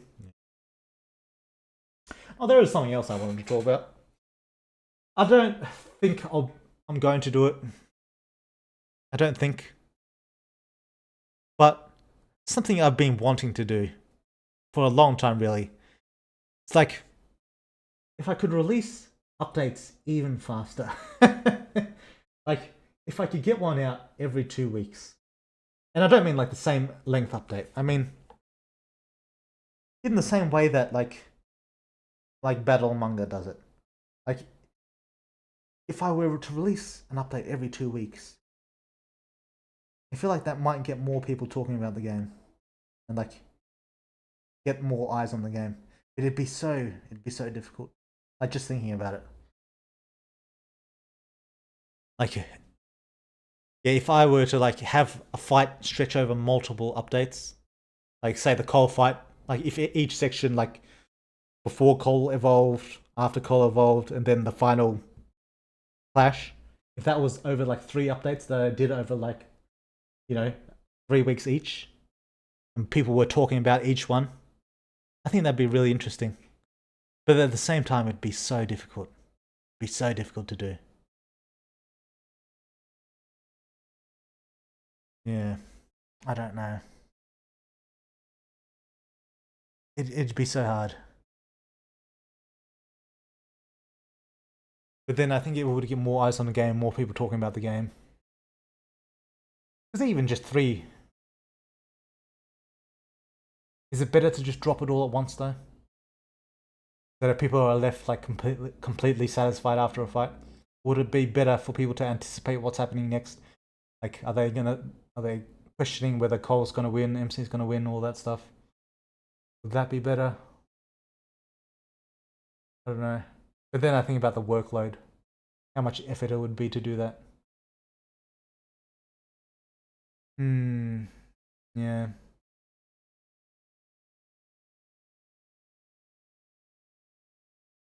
I don't think I'd be able to do it. I'm not fast enough. Maybe if I cut out the holidays I take like after releasing an update. Maybe then. If I just like kept working like through the 10 to 12 hour like days, like past the update. And if I kept going, then maybe I could do it. But it'd be a lot. It'd be a lot. Yeah, I don't know. We need Lethe over here to take Cypher's memory of Shadow. Update every 2 weeks, I'd come. 2 updates, 2 week updates would be fucking amazing. You might get burnt out though. It's possible. It's possible. Don't do that. It made me stop watching Dragon Ball. Yeah, but Dragon Ball did like was like 20 episodes a fight.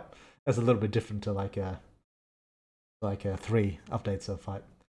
But yeah. I think the endings could feel kind of funky. I don't know what you mean by endings. World, your update cadence is probably among the best within the adult game industry. So many games come out and hardly any new content after a year or 2. Yeah. I do hear that a lot, and I have played some games where that's the case. And it does suck waiting so long. Yeah. 2 weeks is the amount of time for hype over the previous update to die down, so it would probably keep the hype train rolling. It would keep the hype train rolling. It would do so. I'd have to be very clever about it though. Just working a lot more hours wouldn't do it. I'd have to be very clever about it. I'd probably have to write out the whole story first.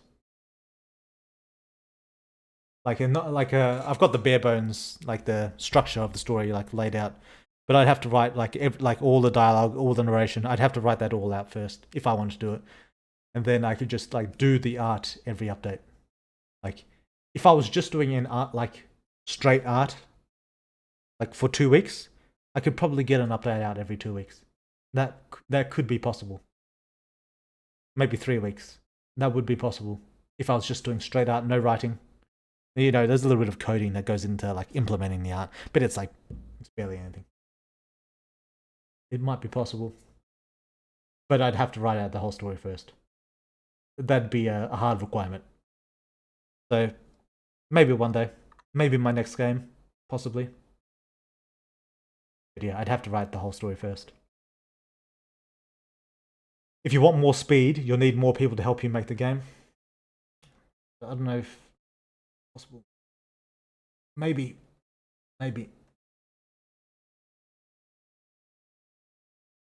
Speed. But I don't know if people would be able to keep up with me, if I'm being honest. I don't think they would be. No. Not if I wanted to like pay them decently. I don't think they'd be able to keep up. I mean, the game has like 20 to 30 hours of content. The 2-week release would only be in service of people who already love it.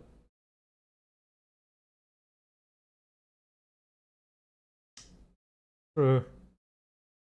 No, I think it would bring more people in. Generally speaking, I get the most growth after each release of an update. So I think it would bring more people in, but I don't know. Yeah, I don't know.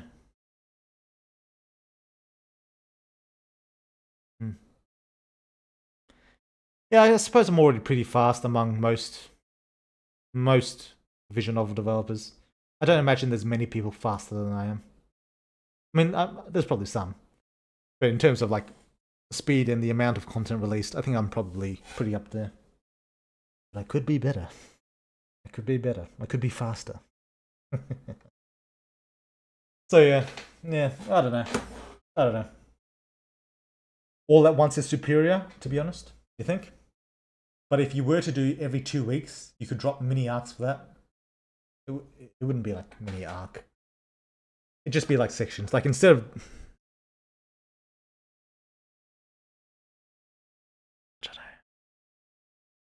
a full week, I could do like 3 days. 3 days each update, and then I could get that out every 2 weeks. I could probably do that. If I wrote the whole story beforehand, I could probably do that pretty easy. I think the normal updates would suffer more than the fight ones. No, but the normal updates are the fastest to do. Normal updates I could piss out so easily. Because they're by far the fastest.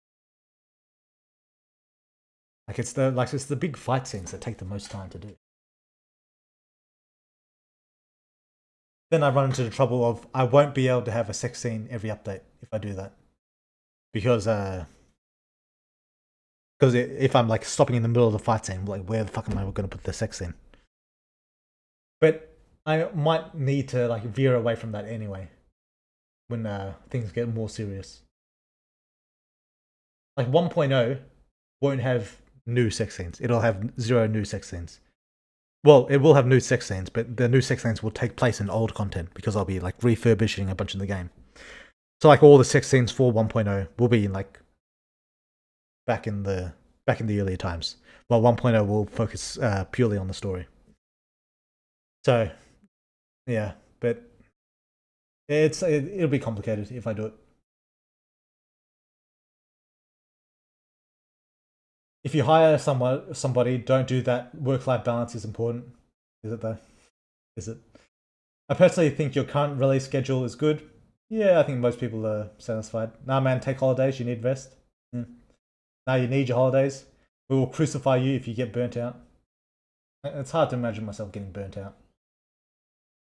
I mean, it's such a relaxed job. I mean, not in terms of hours, but in terms of what I do. Just sitting at a computer, just drawing and shit. I don't know. Weird World, how about doing 1 month updates for a few episodes, then 2 to 3 month updates for the climax of a mini arc? I was thinking about that as well. Yeah, it'll depend. It's something I'll need to think more about. You could release updates in smaller chunks. I think about 3 months was spent in between this update and the last. It was 2.5. A little bit less than 2.5. If you broke it into smaller chunks, I don't think the workload would be all too different. That's true. I could break it into smaller chunks. I could do that. But I still run into the same problem. I would need to have the whole story written out beforehand. If I were to do that. Well, not the whole story, just a lot of the story. Just so I'm not like... The problem with faster pacing is it's easier to lead yourself astray with faster pacing because you're getting the story out too fast. You don't want to like write yourself into like weird directions. So I'd have to write the whole story out first. Not the whole story, like a lot of the story. And I will be trying to do that anyway, either way, because I think it's just good. But it'll be something I have to think about.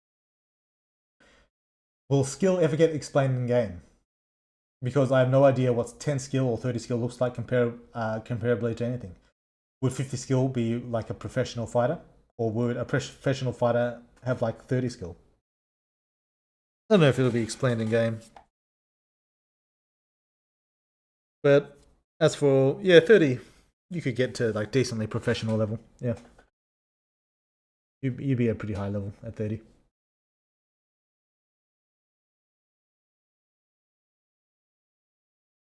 Also, you would probably have to make sure that it doesn't feel weird if you played it all in one straight go.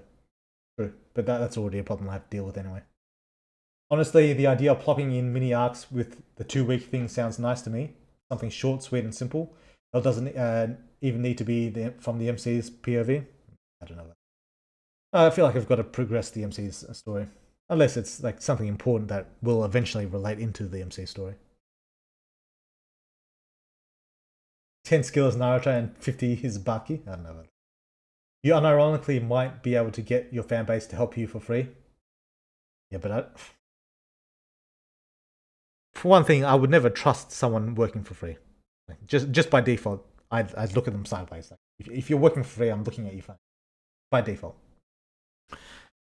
And second, I don't know how much trouble there might be some legal trouble with that. I don't know how that would work properly. So that's another problem. And then I'd also have to teach them. So that's a problem. And then I'd also worry about leaks and stuff. That's a problem. I mean, I could always just fire them if they do leak something. But still, it's not a proper solution. If I were to get help, I'd have to pay someone.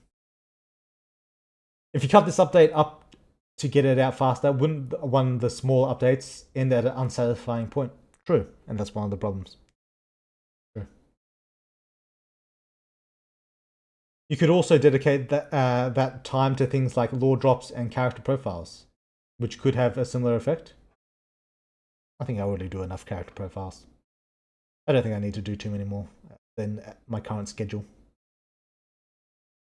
They don't need to keep up with you. It's more finding a way for you all to work in parallel to avoid bottlenecks. Maybe they could even help in getting a head start on future work so you have less art to do, or focus more on touch-ups, for example. It's possible. It's possible.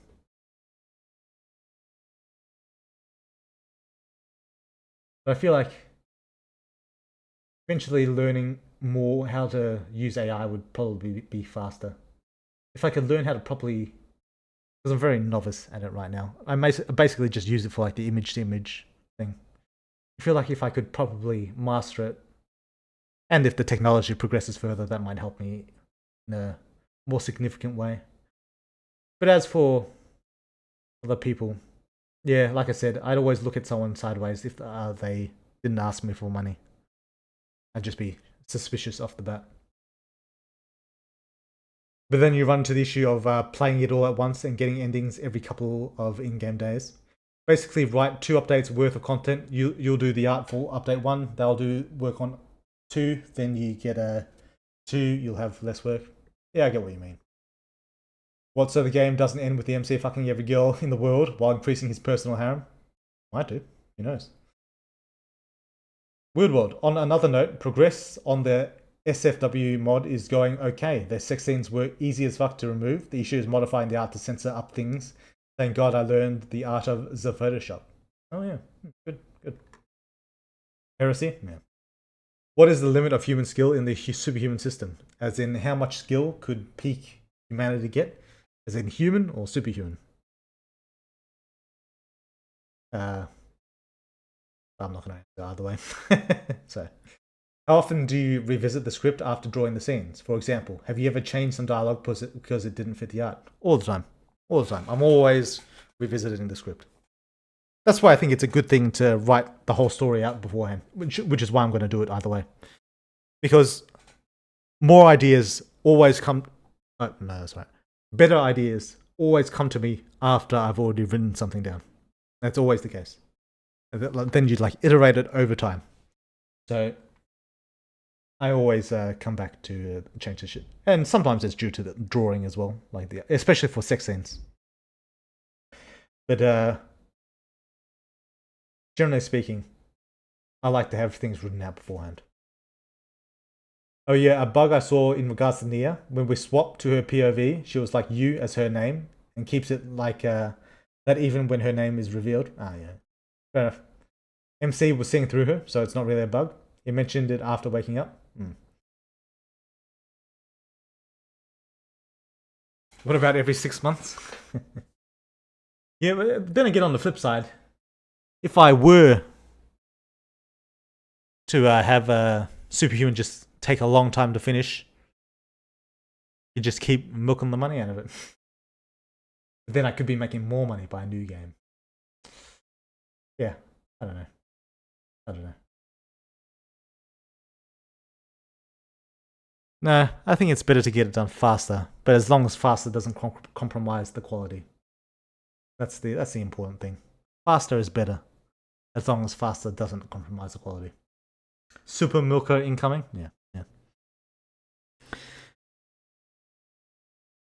Are you getting burned out from creating Superhuman?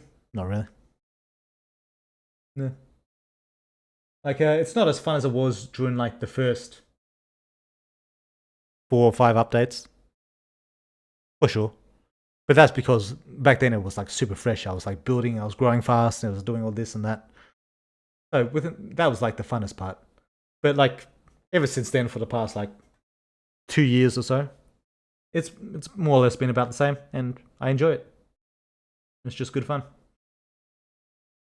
In other words, are you wanting to start a new story / project?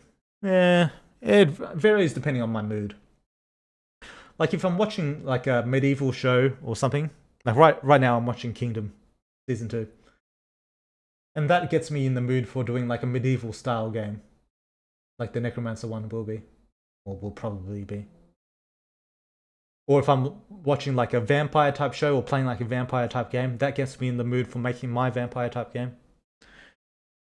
And then when I'm watching like a sci-fi, like urban fantasy type show, playing that type of game, then I just feel like creating Superhuman.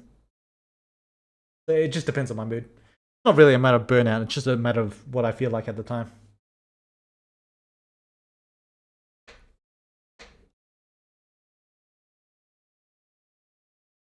Crazy to think MC's only 20 skill away from Oscar's skill level.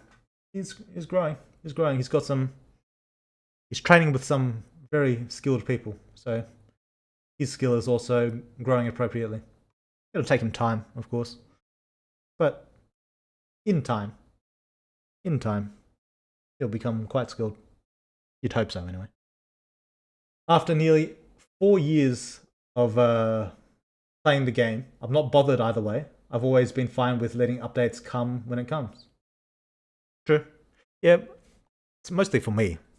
When I'm talking about this, I don't want people to think that I'm like being like super selfless and saying, oh, if I can get it out faster, the fans will be happy or whatever.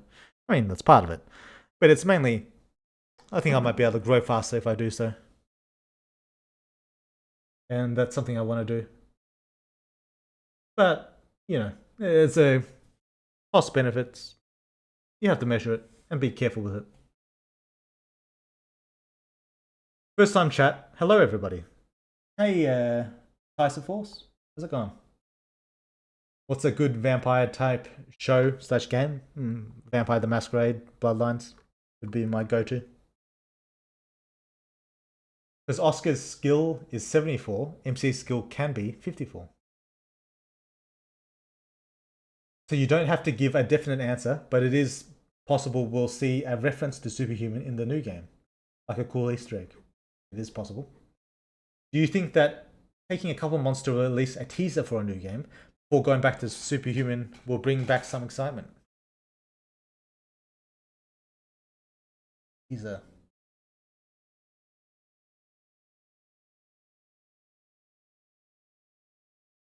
I mean, a teaser probably will bring some excitement. I don't know how soon or late that'll happen, though. I'm not exactly sure. I've got to head out. It was great chilling in here for a bit. Thanks, Selma. Thanks for showing up. Have a nice day, everyone. See you later. Heard Dragon Age is getting bashed by YouTubers recently because of Sweet Baby Ink or something. Is that true? To be honest, the biggest bottleneck to growth is probably the art style. I grew to enjoy it, but I started playing because I liked the concept and in spite of the art style. I agree. It's getting much better now, though, so it should reach critical mass soon. I don't know about critical mass. But hopefully once I do the 1.0 update, it'll grow a bit. Yeah. Anyway. Plus I'll do the release on Steam and stuff as well. Oh yeah, I decided I'm probably going to release the game on Steam for free. Mostly because I feel like it'd be weird charging money on one platform but having it for free on like others. So I feel like I'm just going to have it for free and just like suggest, oh yeah, head to the Patreon if you want to like give me money. I feel like that's probably what I'm going to do. And then I can bring like more people and stuff like that. So yeah. Steam will be a free release. Nah, weird, you gotta charge. Damn, that's dope as hell. So much hard work. Yeah, you know. Lots of people release free games. Like, before when I wanted to charge, I didn't realize how many games there actually are for free on Steam already. So I think, yeah, just doing that and like having like rewards. Like maybe I'll like sell character monster profiles like for $1 as like DLC or some shit. It's not really DLC, but like extra material and stuff that people can optionally buy. Maybe I'll do something like that. Or they can join the Patreon and get access to all of them for $15. You know, stuff like that. But overall, I think I'm just going to release it for free and try and monetize it through like donations and stuff. Dragon Age Veilguard character creator was shown. Reason. Ooh, I should have a look at that. Character creation, because I love character creation. That's some of my favorite shit. Goddamn. We'll have a look at that for sure. We've still got time in this stream. Yeah, we'll have a look at that. That's the reason why it's getting bashed. Ah, the sliders weren't good at all. And they had weird options like having top scars, trans rep, yay. Top scars. What, like you had new titties put in? Or you had your old titties taken out? Okay. Interesting. We'll have a look. At least $5 or $10. Yeah. Try and grow the game. $10. Personally, I think the new art looks beautiful and satisfying. I don't think you have anything to be jealous of compared to other 2D games, at least. It's not really jealousy. It's not like I feel like bad or envious of other people. Actually, maybe envy is not necessarily a bad thing. It's more like I just I want to get up to that level. I want to improve, and like seeing other like really impressive art styles makes me want to like get to that level as well, like head in that direction. It's not really like a negative feeling in me. I don't have like too many negative feelings about myself. I'm a very confident person, generally speaking.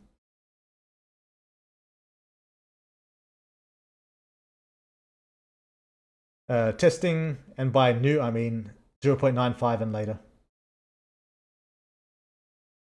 He still has a shit ton of room to grow, given how fucking insane the story is. So just getting people in the door would help it heaps. That's true. Got to ask, how many achievements will the game have on Steam? There'll probably be achievements for like dead ends and stuff like that. I don't know. I don't know how difficult it is to add achievements in the game. So if it's easy, then there'll be a lot. If it's not easy, then there won't be a lot, if any at all. Just finished the update. Damn, big sad. Ah.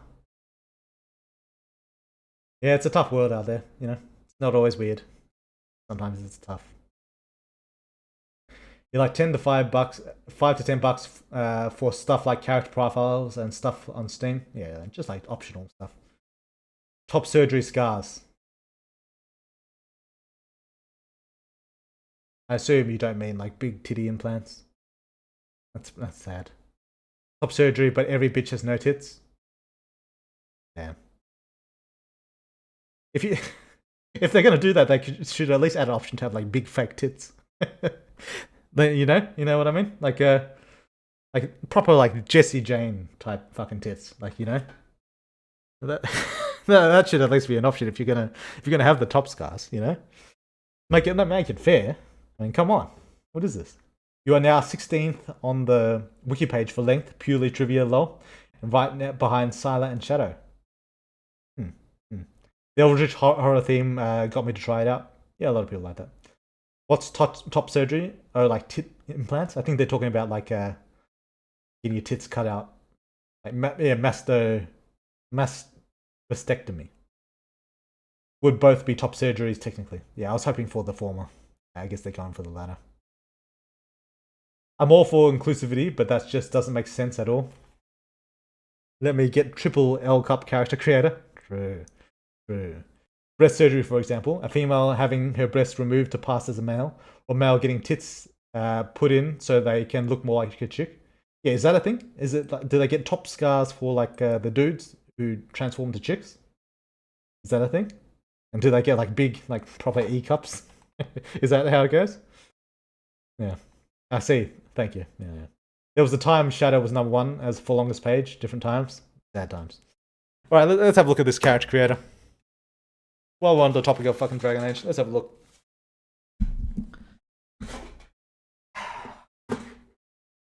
Desktop audio.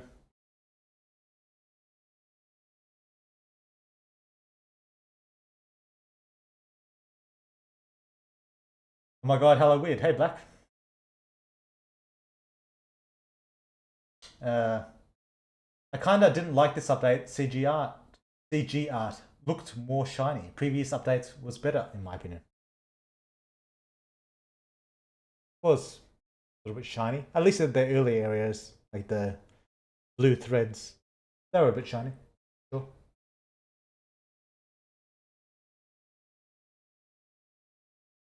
Alright. Let's have a look at the YouTube videos. MFW Dragon Age has refined surgical systems and plastic surgery. There's a magic mirror that can change everything about you, including race, and people still can't press it. Yeah, true. Why don't they just magic it and you like grow it naturally, you know? Subscribed at tier 1 for 5 months. Thanks, King of Eminence. I appreciate that. Very kind. Do you know the manga Goku Rakugai? I don't. Alright. Now look what we have here. Dragon Age the Veilguard is going to annoy a lot of Dragon Age fans. Yeah, I could have guessed that.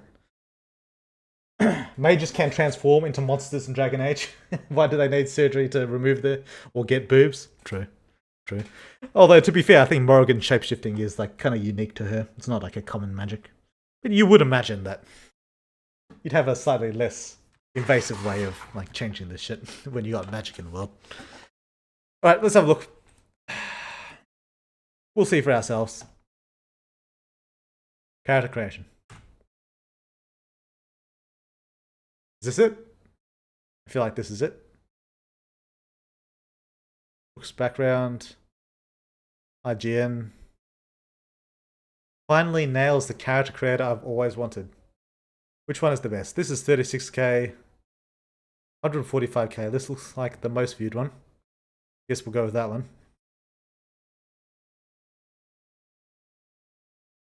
Emily's End is so good. Dragon Age Origins was the best of the series.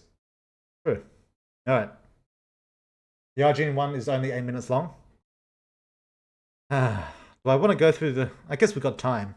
We could go through the whole 26 minutes. Do I want to go through the whole fucking 26 minutes though? Might not be in depth. Yeah, true. Alright. We'll watch Game Right. Let's see what we've got here. Ah, Jesus! Is that loud for you guys, or is that just me?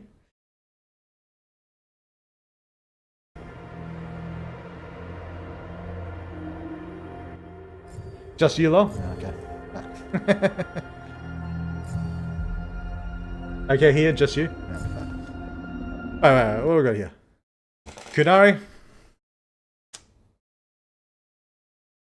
Human. Dwarf and elf. It's the same as Inquisition. Fine.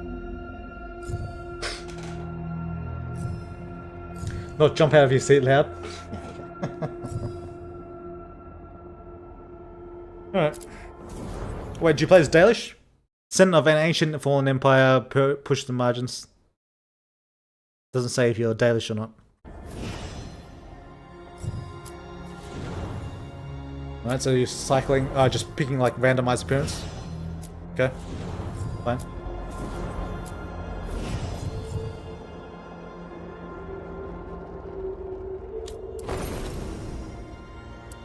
This looks like a slightly big human with horns.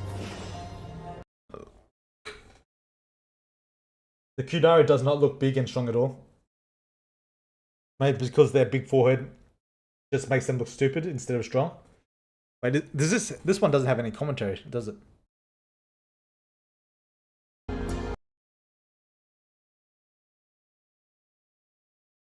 Nah, I feel like it would be better if I get some commentary on this shit. Because I don't know what I'm looking at. Let's see what this IGN one has to say.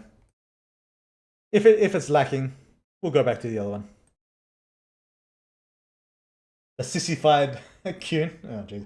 Big human with horns just like me, for real.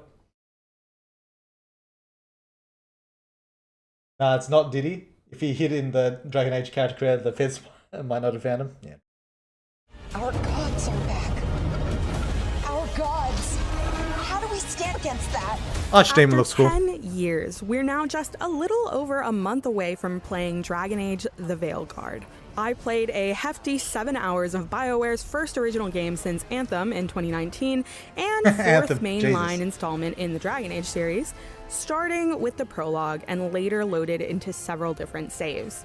As a longtime fan, what I'll say is 10 years is a very long time, but so far, the Veilguard hasn't disappointed. That's a good sign, I suppose. If you trust the IGN. I've never seen this before. There's something kind of exciting about it. Now, I could talk to you about the combat, and I will, or the gorgeous locales, that's coming too, or... That locale. I don't know what it is, but it looks kind of like weird to me. Like, very cartoonish and not appealing, in my opinion. I don't really like it. That's coming too, or the way it felt to see Varric and Solus again. Hey, Chuckles. I only trust low scores when it comes to IGN. They gave Concord a 7. Or I could skip straight to the character creator and start with, there's so much hair. Look, that's good. I loved Dragon Age Inquisition, but fans have long acknowledged the limitations of its character creator. Your Origins had a great blew me away in that character regard. creator. After the lackluster options of the last entry, it's wild to see what we've got to look forward to. 30 hair options for Jesus. Kunari and 88 for non-Kunari, Fucking hell. complete with gorgeous physics as Rook scurries 88, around that's a good number. Northern Thetis. To be fair, So that's a good number. many different hair textures are represented, whether you'd like totally straight hair, 2B waves, or 4C curls. In making my hair looks character, good. I was drawn immediately to a long braid that whipped around as quickly as I did. Kunari whip horns that quickly, also see but alright. a massive improvement. Do they? With 49 unique styles, options range from large and I mean, imposing in terms to of numbers, decorative or maybe. even asymmetrical. That said, Why isn't she showing them? their foreheads can look pretty jarring. I looks fucking played as a disgusting. Kunari mage during most of my Oh my god. preview, and Why do they will look say so bad? I got used to the look pretty quickly. Dragon Age the Veilguard actually only marks the second game of the series where you can play as a Kunari, so the odd imbalance of forehead versus face feels like stylistic growing pains. I feel like it was remain better than curious Inquisition. about whether more time with the character This looks creator terrible. might help. The air shock of Dragon Age 2 Oh, like you see the difference. The difference is like the texturing from forehead to horn. Like you see the horns kind of like meld into the forehead. So they're like they look kind of nice, and like it feels natural the way it like melds in. If you look at this fucking Kunari, there's no texturing at all. It's just a smooth, flat, fucking giant ass fucking forehead. It's so fucking disgusting. What were they thinking? I feel like any decent artist would have told them this looks fucking disgusting. This looks atrocious. Why would you even? Why? Oh yeah, I had Iron Bull open up. Yeah, look at Iron Bull's like the texturing between his fucking forehead and the horns. Like it just melds so seamlessly together. Why would they go back on that? I don't understand. The Kunari looks like shit in this game. Yeah, it's just not that it looks like shit. It's just that it looks so stupid. It looks so much worse. Like why? The Kunari woman looks like transgender, bruh. They all do. Like the guys look transgender too. One more BioWare flop incoming. Oh, this is gonna be tough. This is gonna be tough. Like I don't know. I don't know if I'm gonna be able to get through this game. He's passed through every single checkpoint, and the manager in the studio looks so terrible. All right, I guess. Rather more times, in my opinion, such a Wait. The air shock of Dragon Age 2 is, in my opinion, such a beautifully crafted model. True. And I would love to True. be able to create a Kunari Rook that feels as memorable. Customizations. Yeah, but you can't. They look butt fucking ugly. Looks like the forehead goes into the horns. It should be the horns that go into the forehead. I know, it's fucking disgusting. Maybe they'll have a Sonic moment and fix it. Maybe. I hope so. Certainly doesn't stop at hair, or horns, of course. Every Hair looks aspect nice. of your Rook is editable, even allowing for facial asymmetry if you choose. Sliders allow you to change everything from head shape to the melanin in your skin to the presence of vitiligo. Perhaps my favorite addition, however, is the introduction of body diversity. Cyberpunk Just reminds me of the 2077 Windows. and Baldur's Gate 3 had whiffs of this, but nowhere near what you're capable of in the Veilguard, which is much more It looks similar fucking to the more breadth attractive, though. of the character creator in Dragon's Dogma 2. For good thing. each of the 4 races, there are plenty I'm just wondering if she's intentionally making her characters fucking ugly, or if the character creator just lends itself to making characters ugly. Because every character I've seen her put forth so far looks like fucking dog shit. If I'm being honest. I don't know if that's just an issue, a skill issue of this video maker, or if it's just how the character creator looks. But yeah, none of these look pretty good. Looks like she's had way too much plastic surgery done. Yeah, diversity, it always comes back to that stupid word. Just let me have my giga tits. That's diversity. Giga tits is fucking diversity. Look at this. Look at these tits. Oh god. You call these tits? From Steph has the best character creators. They have interesting character creators. Of presets to choose from, all with varying heights and muscle or fat distribution. Once you've chosen your preset, however, you can build further upon those elements as much as you'd like. Oh, you can make a First fatty. is a That's good. triangulation of coordinates, allowing for many unique combinations of body types that are thinner, larger, or more muscular. Height sliders are fun, especially when it means watching my particularly short elf ruin years of Solus's ritual planning by pushing over a statue. Solus is a midget too, though, so. The options feel almost endless. There's even a glute slider. And yes, I gave my rook one hell of an ass. That's one hell of an ass? Only scratching the I gave my rook one hell of an ass. Good stuff. All of this is only scratching the surface. I haven't even gotten into facial hair, makeup, scars, or tattoos. As an elf, my rook sported some Vaseline, but there are so many. Vaseline, is that the tattoos that they got? The weird slave tattoos? What an ass. The bulge size, let's go. Oh, it's the bulge size, is it? That's good. I mean, we take what we can get, you know? One hell of a flat ass. The fuck was that? A tiny ass. Even my ex, that was built like a plank, has a bigger ass. Many different designs for both the face and the body to experiment with.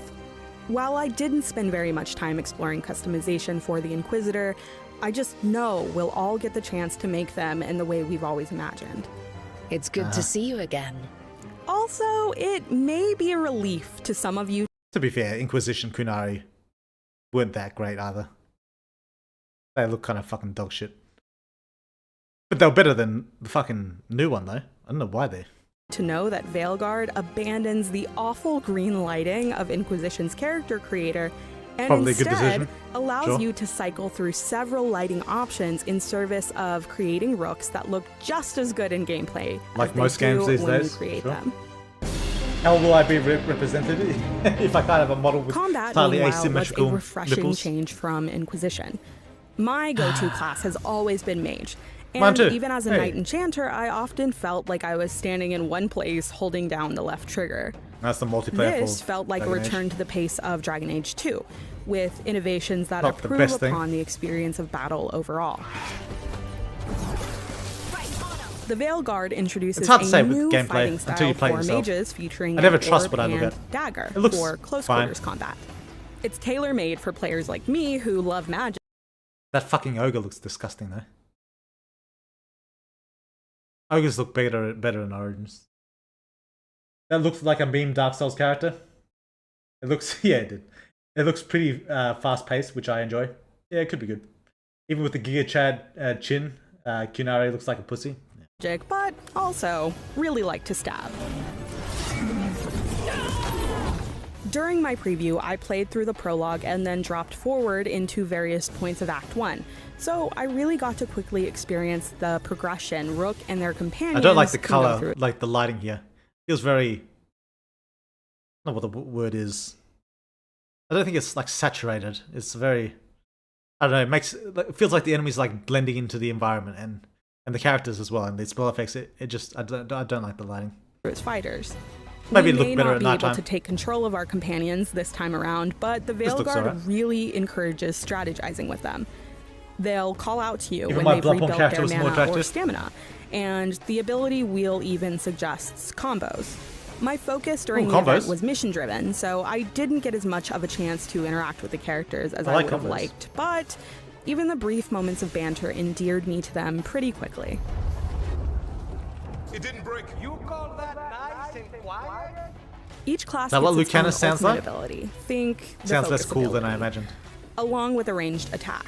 For warriors, that means yeeting your shield like a giant metal boomerang. Wait, I've does it always actually played leave for your hand? warriors, that means Ah, it's just like a special effect. Damn.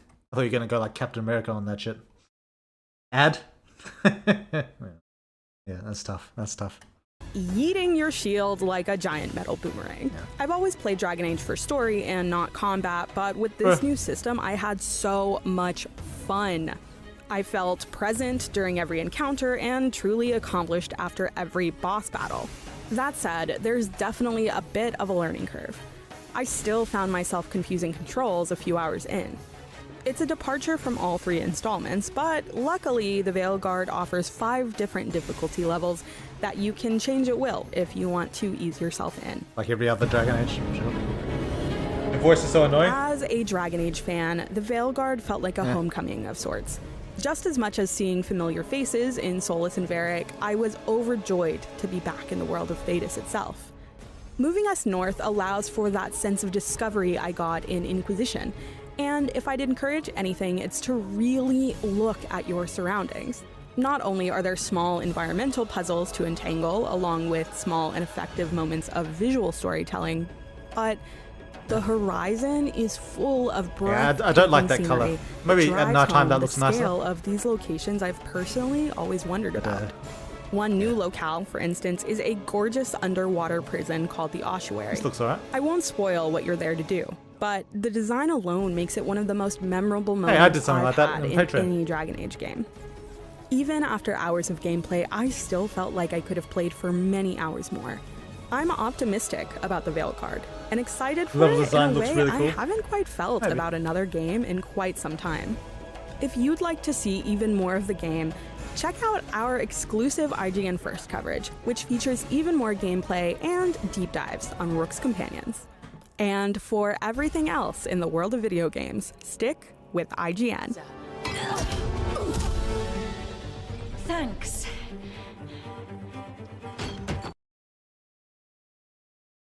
That last scene didn't really do anything for me. Alright, yeah, the other guy was right. I didn't really go in depth with the character creator. Let's go back to this one. We'll like kind of speed through it a bit.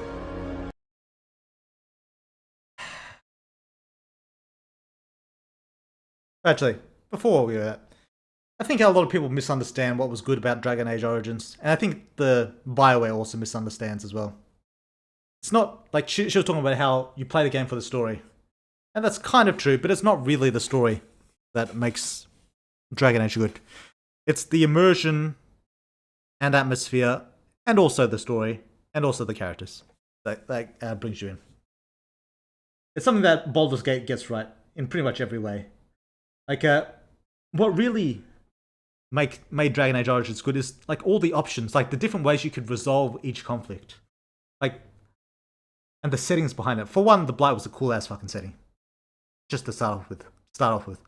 But like when you go to like the mages, when you go to the dwarves, when you go to the fucking elves, you can resolve each one of those sections yourself by choosing like the evil or the good or the neutral option. Like you can side with the werewolves against the elves, you can side with the Templars against the mages, you can let Redcliffe get fucking wiped out, you can side with this king or that king, they like massacre the other one. One of them's more of an asshole than the other, you don't really know which. So like that's what made Dragon Age a story. It's not just like a plot line that you go through that's like, oh, super amazing, like there's all these twists and turns. There's some twists, like a little bit, but that's not what made Dragon Age story good. The good part about it is it gave you an interesting setting, and they let you play around in that setting, and like they gave it like a really good immersion, I suppose. I don't know what the right like player agency. That was the really good thing.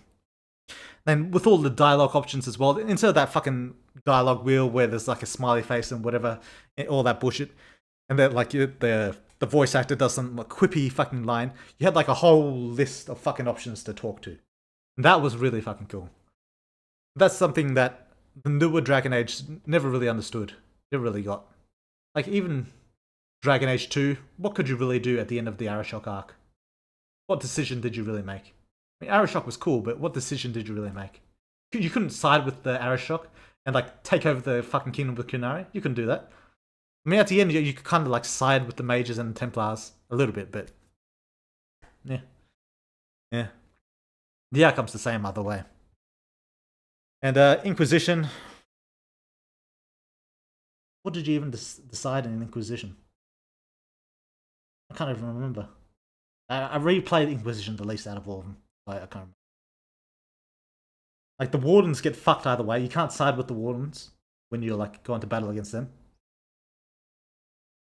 In Orlais, I guess you can like support the Duke over the fucking Queen. But even then, it's just like they're all Orlesian. It's not like you're like helping like an uprising, like take him over or some bullshit like that. Yeah, I think it's just like a deep misunderstanding that BioWare has of why Dragon Age's story is good. I think it's like something that Baldur's Gate understands better than BioWare, despite being the actual creators. Woodward, the worst part of Inquisition was the ending. No matter what choice you made, the Inquisition gets fucked over by being absorbed by another force or disbanded. Oh yeah. Yeah, true. Dragon Age Origins Blood Magic was OP. Yeah, it was sick as hell. I always went Blood Mage first and then Arcane Warrior. Sick as fuck gameplay. Baldur's Gate really made us realize how good these types of games can be. Yeah, Baldur's Gate just basically took Dragon Age Origins and just did everything on a bigger scale. That's basically what they did. Like Baldur's Gate is so close to Dragon Age Origins. It's more of a sequel than any of the other Dragon Age games. It's really good. Really good. I think the worst thing about Inquisition is that there isn't really a payoff. Yeah. The fight with Corypheus was alright. Yeah. But yeah, I think it's just a misunderstanding. Like, the immersion isn't there in the same way it was. Like, the choices aren't there in the same way it was. And I think it's because they got in their mind that, oh, it has to be like a huge sequel and we have to manage all this shit. And that's probably why. They just don't want to like manage all the choices. That's fair, I guess. But Corypheus is a pushover. He gets like 1 victory.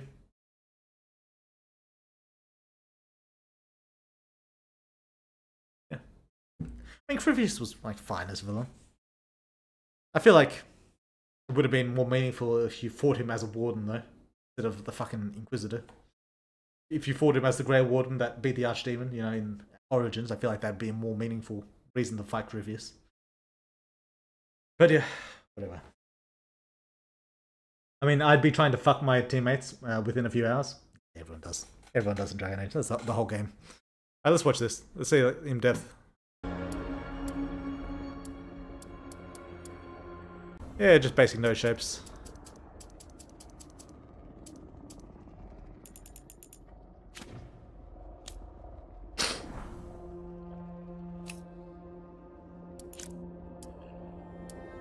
Okay, big ears, nice.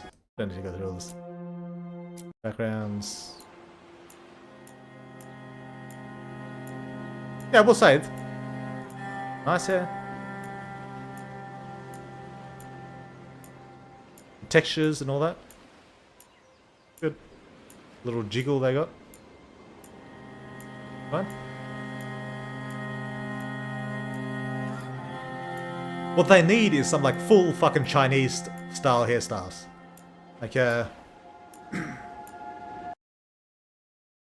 need way Bushan. Like these like full fucking proper Chinese hairstyles. That's what they need. Like even this cunt, like with the bun up the top there, like these fucking pretty boys. Get some like proper Chinese fucking hairstyles in this shit. Don't know why they have to. They kind of look a little bit like bland and some shit. The hair does look good. The physics of it. I'm not necessarily like the style seems fine as well, but it's not like anything that blows me away.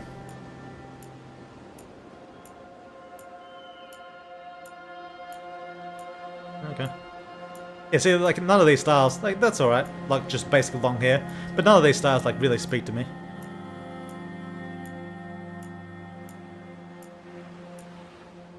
That's a good one.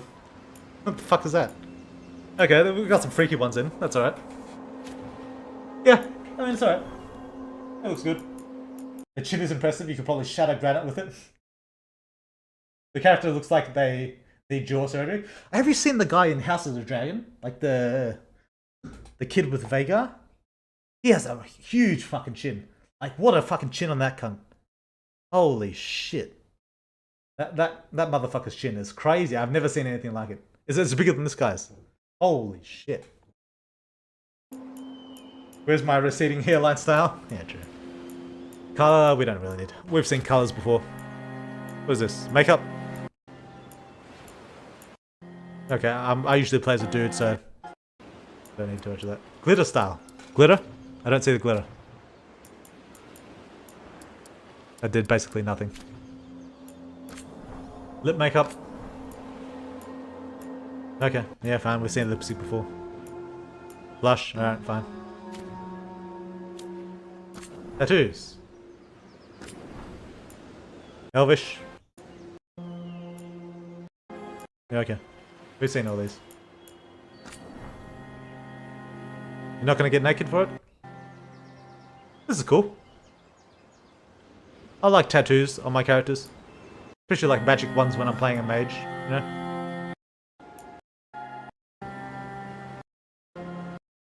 Yeah, let's move through them. We don't need to see every single fucking one of them.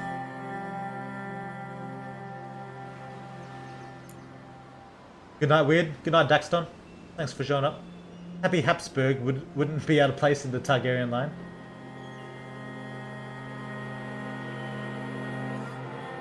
Looking at it, a lot of the characters do look inbred. Wait until you see how the tit slider is weird. Oh god. Is the character meant to be a man or a woman? I have no idea. Always got to have a tattoo? Yeah, I always have a tattoo.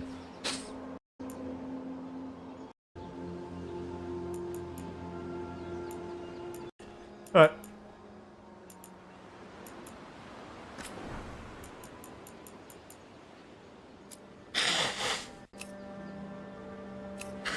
Oh, you can't make him shirtless. Good. I don't know why they wouldn't make him shirtless for the tattoo thing. What's this, scars? That's good, I usually add a scar as well.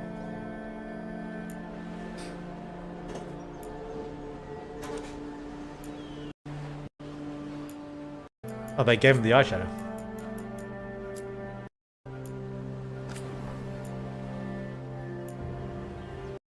Still doing the scars? Alright. There's more face paint. Oh no, there's some scars. Yeah, okay. Scar shape. That's a weird ass scars. Okay. Well, this one here is pretty cool, number 6. Like you've been mauled by a dragon or some shit. There are elves in Dragon Age? Yeah. Hello, calm waters. By the way, Weird, I had a question. Maharaga would be a good opponent in the Superhuman verse.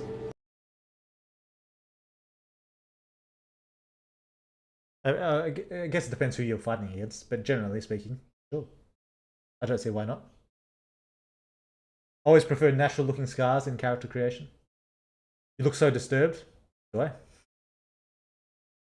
Hello, Arafia. What?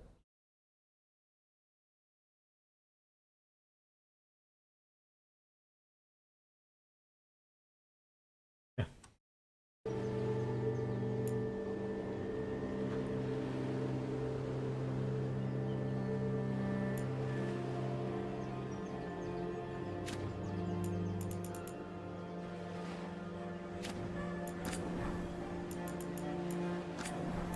We're going back to...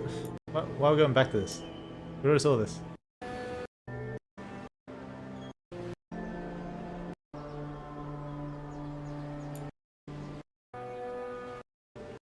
Yeah, those are cool. I can just see them from the bottom left. I don't need like full fucking circular pose of it.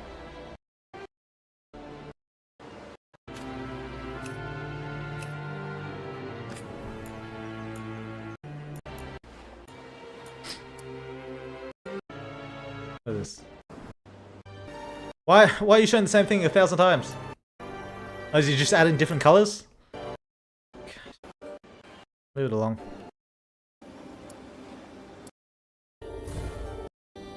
Wait, is that it? Appearance presets. Okay. Warrior. What are the classes? Oh, yeah, mage. Okay. Rogue. I'm just thinking. I assume there's going to be subclasses within those main classes. Yeah, there's going to be subclasses within the main classes. Bro, half this fucking video is tattoos? Yeah, I know, fucking hell. You can give them top surgery scars. I didn't see that. Are they going to get to that? You can give men tits. Important detail. Have you seen the gameplay reveal? Yeah, I've seen some of the gameplay. It was alright. Okay, that's alright. I'm new here and have only known about Superhuman for a little while. Mind if I ask what's in the next update? That's just a lot of stuff. Exploring the monster world, you know.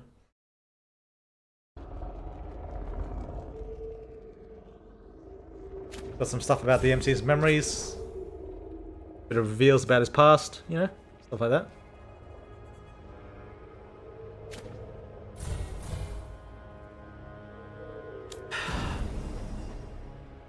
Ah, backstory all Grey Wardens. Good. That's what I'll be playing for sure.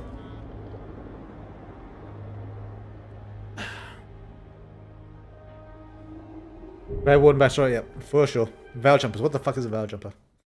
Same group of explorers, ancient elven ruins in Arlethan Forest. Although founded by elves, they welcome any brave. Reality warping magic. This sounds like bullshit, but see. Holy shit, we were told the truth about Superhuman. Yeah. Nice change, eh? Shadow Dragons. The fuck is that? This is underground resistance opposes corrupt rules and slavery in Tevinter. Oh god, more good guys. Coming from all walks of life, they are determined to bring justice to the people. Okay.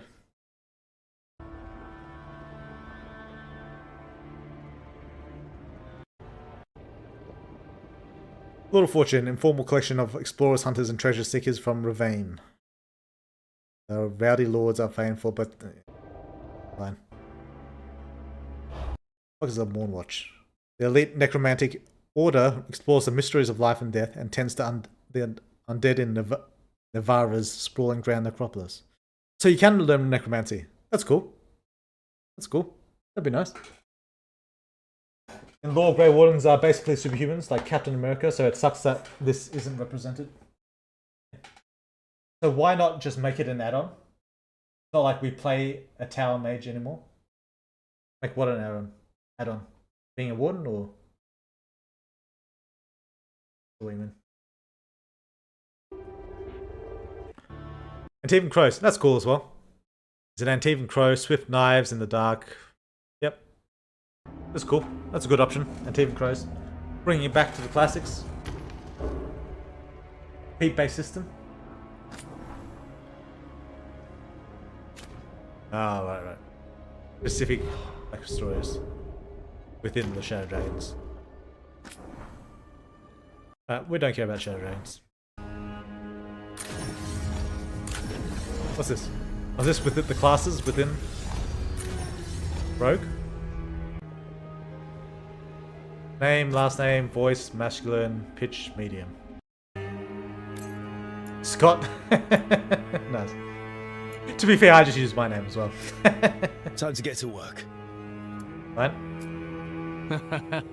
What's he been saying now? Well, we're not in trouble. Let's move. It'd be better if there's no voice at all. I don't need to hear the pitches. Past adventures. Oh, you can choose. Wait, where's Origins? Did we skip past Origins?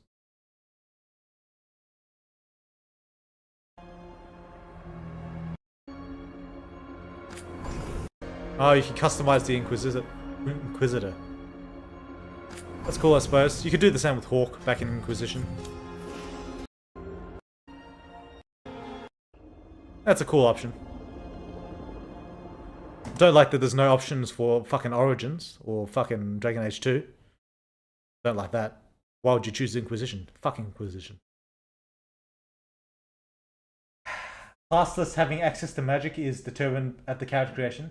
Everything else is taken from a feat list, like abilities, stats, dependency, etc. Oh yeah. Like a D&D kind of thing, right? I think these presets are for idiots who can't design a class. Fallout New Vegas. They should have cast Weird as a voice actor. I'd play that shit. Like someone like a random peasant. FNV is a primitive way to do it, but essentially yes. Most class distinctions don't make sense in Dragon Age stories. I wouldn't know. Alright. All of us. But where the fuck was the top surgery? I thought that was the thing. I didn't see no top surgery. Where's the titties? The titty slider. Did I skip over that? Must have skipped it. Oh, chest size. There we go. Alright. Body shape. Yeah, I must have skipped it. Alright. Alright, so you can make him a midget and see how tall he goes. I'm going to assume that there's not a lot of difference because he's an elf. I'd hope that there's more difference in height than that. Dragon's Dogma 1 and 2, you could have massive differences in height, and it made it funny as fuck. I should do that again. You probably skipped it. Was it in the Scar sub menu? We'll see. Bulge size? Yeah. I would have liked that more substantial. But, you know, you take what you can get. Yeah, so they're not showing the titty slider. That's a shame.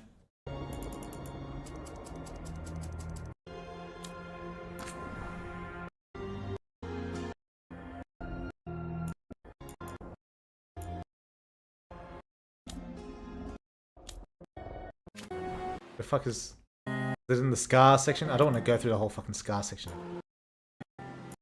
Shit went on forever. Still face. Oh, just going through the whole fucking tattoos again. Tattoos.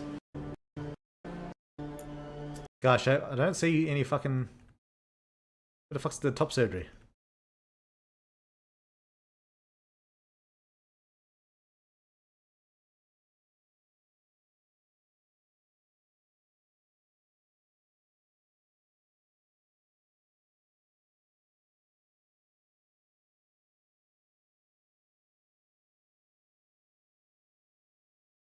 Alright, I didn't see it. I've seen it, but it was around the tits section. Long slider was like 3 millimeters in. They should hire me to do this shit. I'd do it better, alright? Grey Warden is basically a human who has accepted the taint. Mages can be Grey Wardens, for example. Sure. That's why Grey Warden's fucking awesome, because you can even be a fucking blood mage as a Grey Warden. That's what made it sick. I was a sanctioned fucking blood mage. I was doing all kinds of fucked up shit. It's good times. That's how it should be. Don't know if this video shows it or not. No. Yeah, but Grey Wardens get enhanced physical ability, which makes it more believable for you to solo everyone if you're outnumbered. Sure. Accepted the taint sounds kinky. It does sound kinky. Alright, wait for Weird World to fix the tits. Yeah, that'd be the first thing I'd be fixing. Yeah. Demo, hey, how's it going? Will you continue updating Superhuman after 1.0 release, or will you make a sequel? It'll probably just follow the same application. Yeah, so yeah, I assume they've got like the body type A and B kind of shit.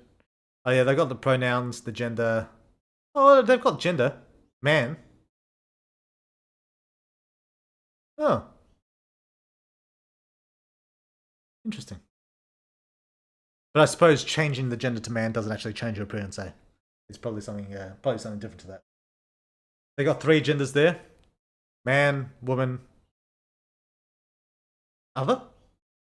Transgender? What would they call the third one? I feel like no matter what they call it, they're going to piss someone off. Non-binary. Oh, non-binary. Oh, yeah, that'll probably make it. Alright. Fair enough. So he, him, she, her, they, them. Alright, yeah, so they've got the main ones.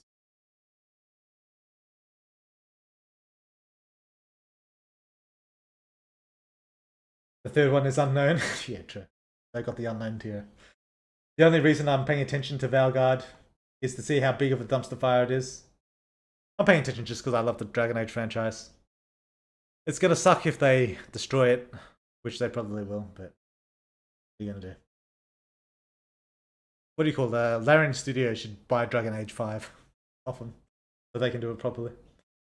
Well, I give the pronoun choice if I can be a man, woman, or whatever else. Real choice would have been male, female, future. Yeah, true. That's what I would have done. Unironically, I would have done that. Like, unbelievable to fight shit loads of people and win, so it just helps give a workaround for a reason. I mean, that's all games. You're always fighting a bunch of... Fucking Joel takes out a whole fucking hospital service. Let's say the Dragon Age Inquisitor protagonist was touched by a spirit. Yeah. Hawk is as mundane as they come. True. Fuck Hawk. Fuck the Inquisitor. Warden is the only good one. Hey, weird, I'm a bit late, but I just want to drop by and say I love the update. Thanks. Especially the hospital scene with Ella. Oh yeah, the hospital scene with Ella.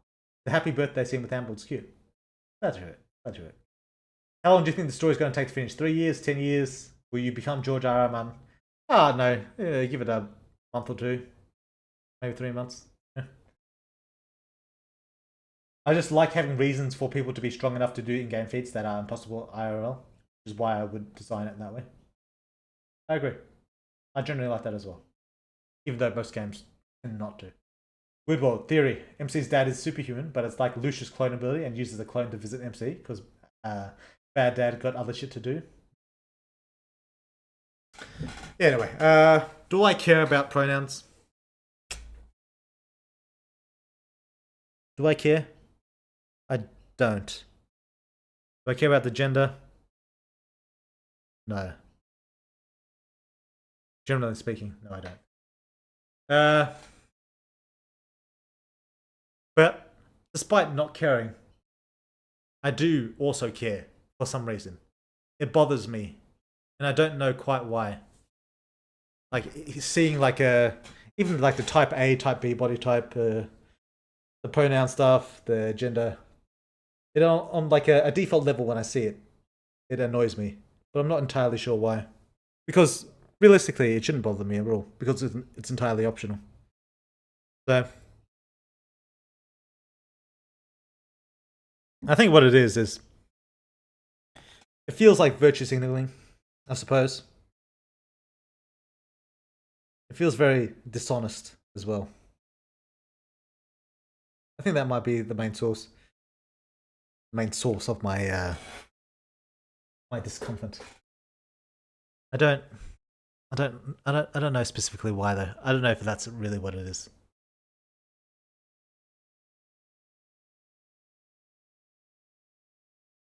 I don't know. The top surgery thing, stupid. It's obviously like pandering. If that's a real thing. Like if you allowed top surgery and you allowed them to have like fucking E cup tits. Like proper, like fake fucking jiggly tits. If they allowed that, then I'd be totally fine with the top surgery scars. Yep. If you got the big ass silicone fucking implants, give them all the fucking top surgery scars you want, all that. Go ahead. But if you're not doing that and you're just giving it to like for no reason, then it just feels like you're pandering. It's just annoying. I don't like it. It feels like you're not interested in like adding immersion to the game. You're just interested in just signaling to like a certain group of people, and that it's too obvious, and it annoys me too much. If that's the case, but on the other hand, if you can have like big fucking ass fake titties, sure, go ahead. That's all good to me. Perhaps if the protagonist was a veteran, you could have like lyrium touched a Grey Warden and a mage. The story needs to support its background. Sure. I mean, Elden Ring had a type of A, B, but there wasn't any politicking. True, but I didn't like it in Elden Ring either. To be fair. I shouldn't, because it doesn't really matter, but I don't. Yeah, I agree. That sounds way cooler than Warrior Rogue Mage, maybe. Only thing I care about is those game creators making such a fuss about genders. Yeah. See, I think people just generally have lost touch with a lot of it. I think that's generally what it is.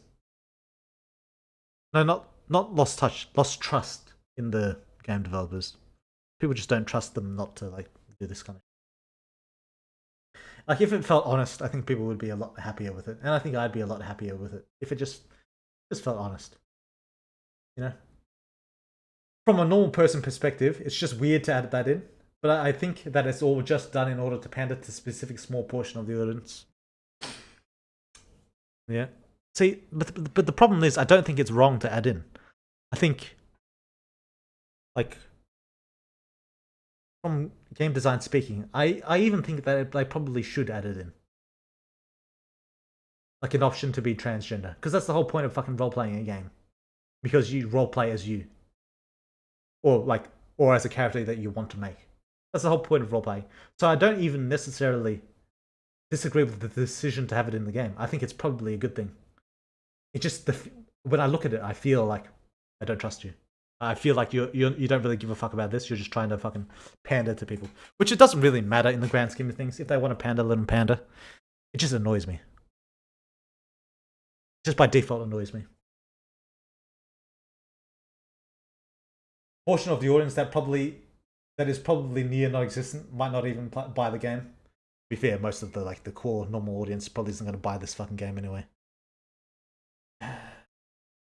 BioWare is big with the LGBTQ crowd. They based a lot of their marketing on it. Anyone who ever lurked the old BioWare forums know this. Is that true? I never lurked in any forums. And if it's big with that crowd and they're making the game for them, fine. Not the Dragon Age I wanted though. Even though I kind of do agree with the decision to have these things. They get to choose what's in their setting. Yeah, they do. So they are trying their best to cater to them, but they tend to overshoot. Yeah, I think they are probably just overshooting a little bit. Some devs get lost in the source, like the Concord devs. Trying to cater to a group of people so hard that they make the character designs no one likes. Yeah, that's true. That's true. I think I wouldn't feel bad about this at all if the characters actually look good. Like, on default, pronouns, gender, top surgery scars, top surgery scars are kind of fucking retarded. But these two things, I think probably should be in the character creator. If you could make the character creator like fucking hot. Like if this was a Black Desert type character creator, we can make them hot as fuck, give them big ass fucking titties. Like a big, like giant fake tits. Like if you could do that, I think I'd be completely fine with it. It just feels like they're intentionally pandering to a specific type of people. And that specific type of person isn't me. That's probably what it is. It's probably just like that kind of thing. Like, it just feels like they're not going after the Origin fans anymore. They've left Origins in the past. That's a thing of the past. Forget about them. We're in the new crowd now. We're all in on this new, LGBT or whatever crowd, and that's fine. It just feels worse when it's a franchise that started as a franchise for you, And to be fair, like the old Dragon Age game had like plenty of there was like gay sex. I'm pretty sure like Zevran was gay, not like gay, bisexual. Liliana was gay, bisexual. There's plenty of that shit already there, but it was for them, and it was for me as well. Like it felt like it was for both of us. Now it feels like it's just for them. I think that's what annoys me. So yeah, ugly fucking characters. This character creator, I haven't seen any hot. Well, actually, this character looks. Actually, no, I don't know. Haven't seen really any hot characters in the entirety of the game. Like in the whole game, like everything they've shown so far, I've never seen anyone look fucking hot. So, if they want to go for realism, right? But realistically, there'd be at least one hot person, wouldn't there? Like hot people aren't that fucking rare, are they? Like Jesus Christ. So yeah. Just doesn't really feel like a game for me. That's all. I'm still gonna play it because I like Dragon Age. This might be my last Dragon Age game though, unless like Larian buys out the franchise and they do it themselves. Like better. Because Shadowheart was fucking hot as hell. God damn. She didn't have like huge fucking titties or anything, but she just had an attractive character and just a good looking character. Lae'zel was hot as well, despite having like fucking fucking Githyanki face. Despite that, Lae'zel was hot as fuck as well. Lae'zel had some nice titties as well. Yeah, that was good. But yeah. These characters just, Yeah.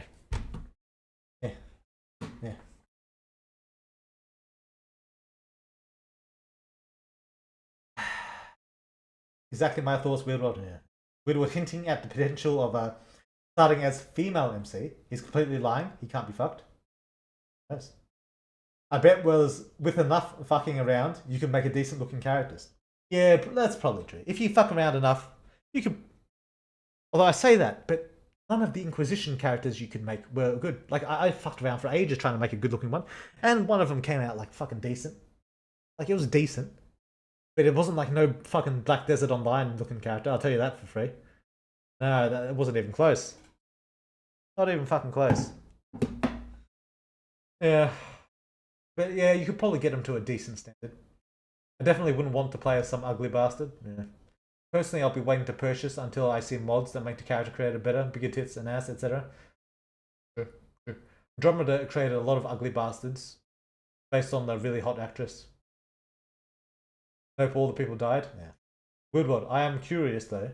Going forward, how will you handle gender for protagonists in your games after Superhuman? A male or female option, or outright just male? My initial feeling is outright just male. Because I like playing as a male character, and so I like making a game about a male character. That's my initial feeling. But there is a possibility for a female alternate protagonist, where there's two protagonists and you can switch between the two and play as the male and female. I did have an idea for that. So this is possible. It is not a guarantee. Then there is also the gender bender thing. I've thought of various ways in which this will apply to the vampire game, the necromancer game, maybe the demon game, probably the demon game as well, actually. I've thought of a way. Sorcerer game, I haven't really thought much about it. But, I mean, you're a fucking sorcerer. Yeah? So, yeah. Gender bender will be a mainstay. As for female protagonists, maybe. Maybe. That would be awesome. Larian Dragon Age. Have you seen any gameplay reveals? I've seen some. I don't know about the most recent one. I think people are playing either didn't care to make a hot character or they were time limited. Yeah, maybe that's true. That could be true.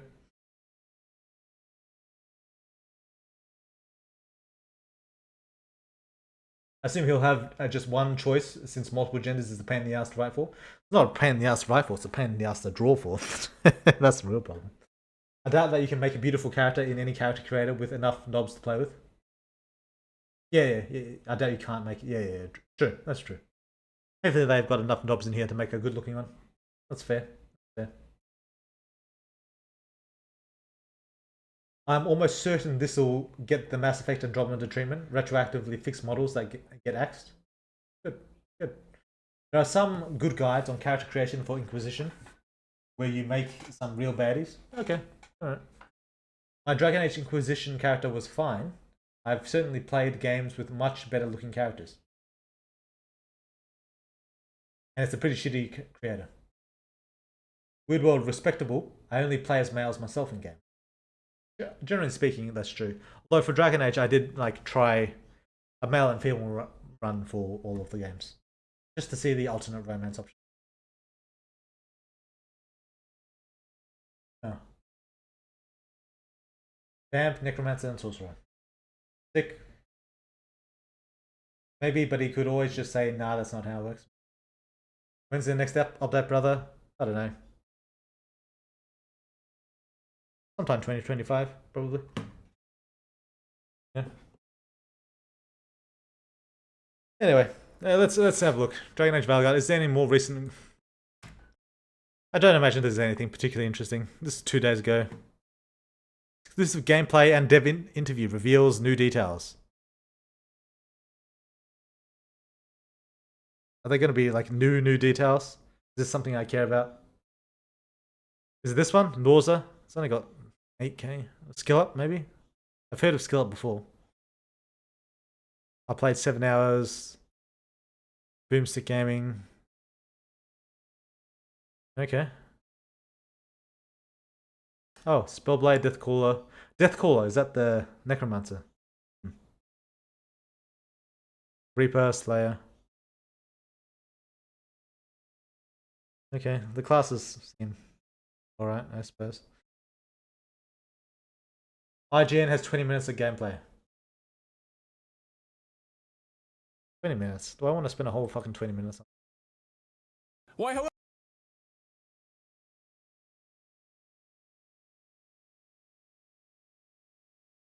PC port.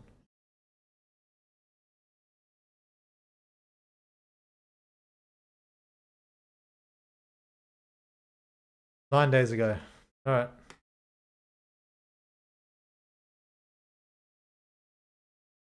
Now I'm imagining how scuffed and Dishonored one character creator would be. I've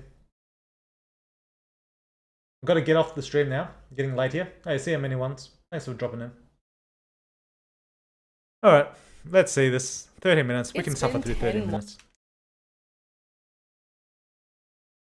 Long years since Dragon Age Inquisition, and the expectations for the next game in the series, Dragon Age the Veilguard, seem impossible. A full decade, a bevy of behind-the-scenes changes, and an interesting start to its marketing campaign made me a little worried for my most highly anticipated game of the year. I admire you. What you've been through would break most people.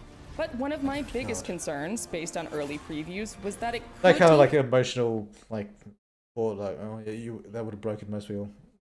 That annoys me as a general rule, unless it's earned.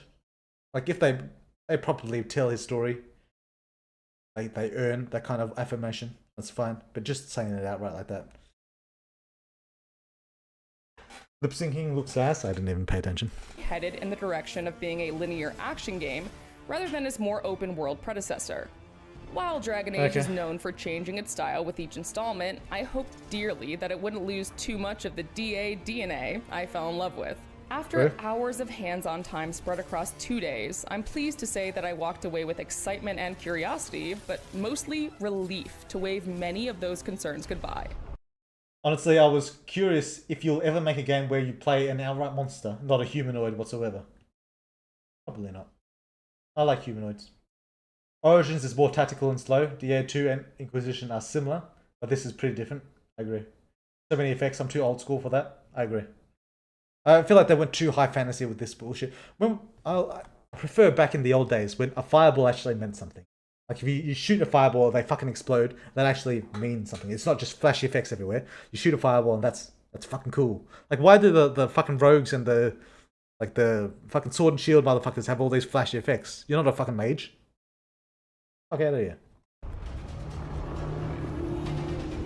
I mean, I say that and I make a game where like there's a ton of fucking flashy effects in my game. But yeah, mine's not fucking like a dark medieval fantasy where this used to be.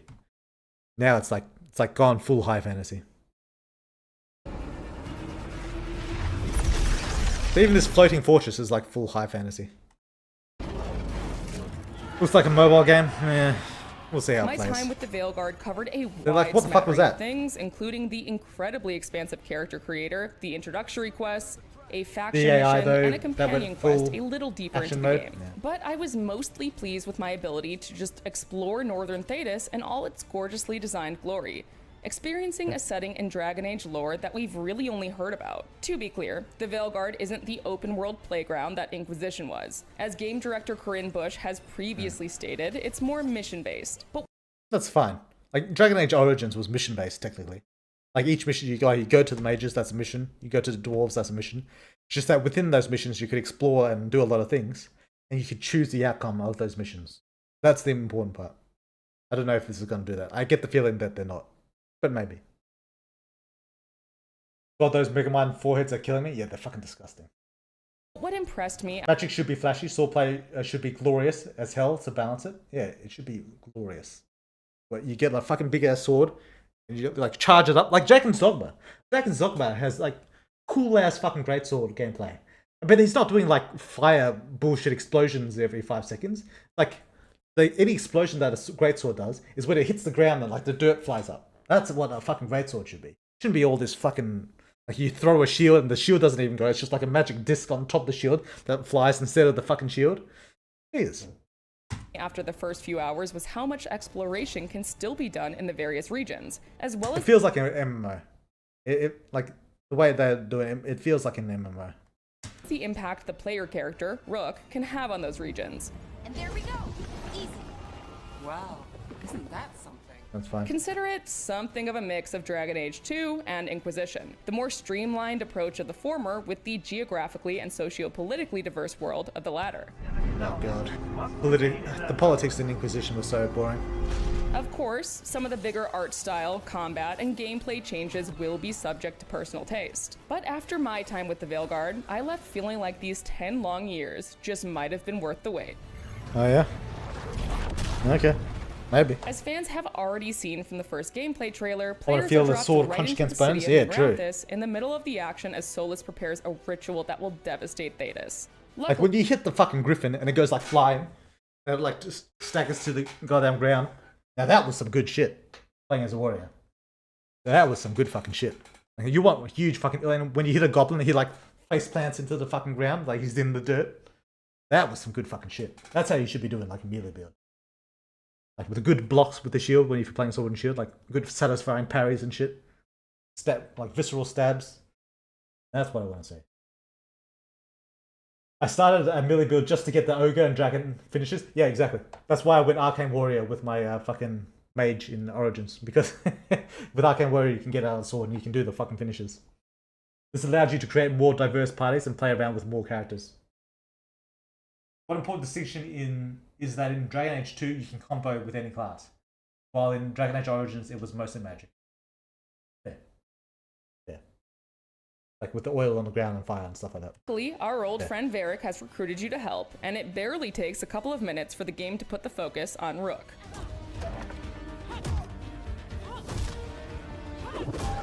After a surprisingly concise story... Sounds so boring.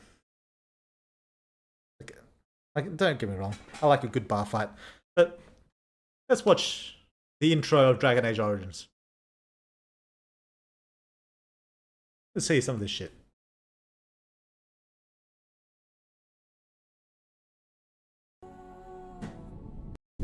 The mages had sought corruption until finally we neared annihilation.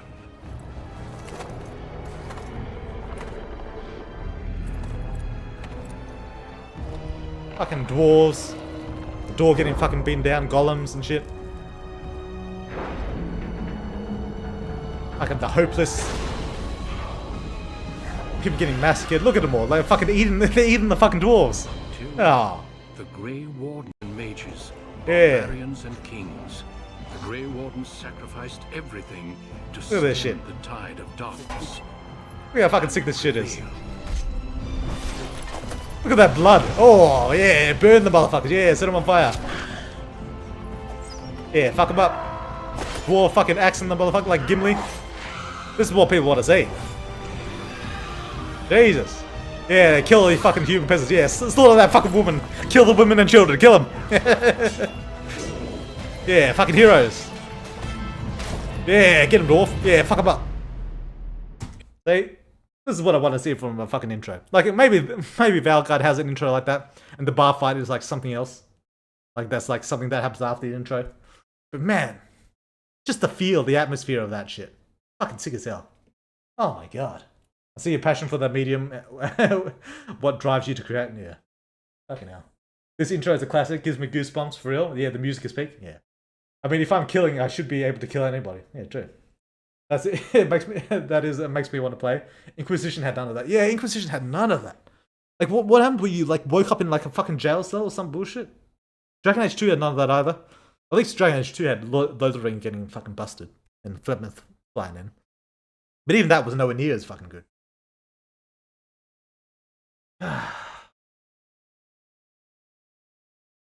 The CGI cutscene for Dragon Age 2, though. The fucking, like, battling the Arashock. That was fucking... But yeah. Veilguard. Ah. Dark fantasy. It's just... It's not the same. It's not what it used to be. The CGI trailer for Dragon Age Origins was fucking bomb too. Yeah, like the... Was it? The fucking Ashes... Sacred Ashes or something? Yeah, look at this shit. Verify my fucking age. What would I... Have I... There we go. I have to verify my fucking age. Jesus Christ. Did we watch this before? I can't remember if we watched this shit. Not the best quality, but I'm not gonna fucking verify my fucking age. Yeah, fucking... Sten fucking massacring motherfuckers, pushing motherfuckers off the edge. Yeah, look at him. He's a beast. Doesn't even have horns. He's a fucking savage.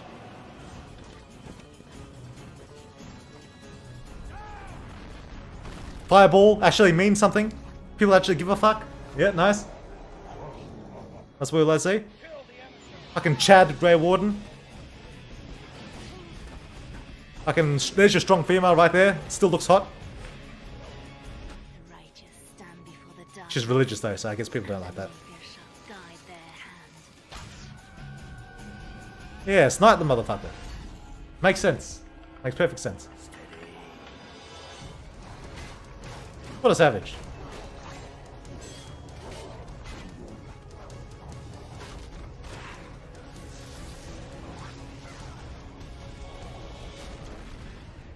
Yeah, that was fucking sick.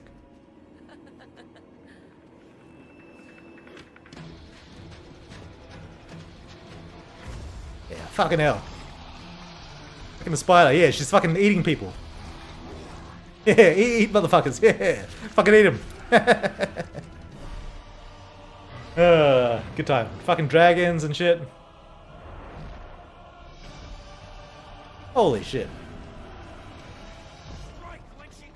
What was the fucking Veilguard trailer again? I've already forgotten. Was it anything like this? It wasn't anything like this. Like, did they even have like a proper CGI trailer?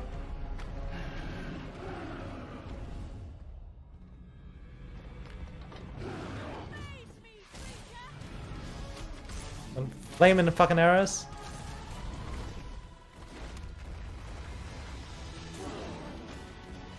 Yeah, get him, fucking Sten. Yeah, get him. Let us end this.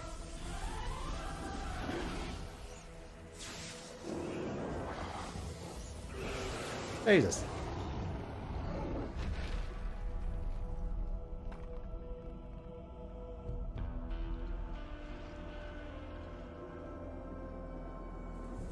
What is this?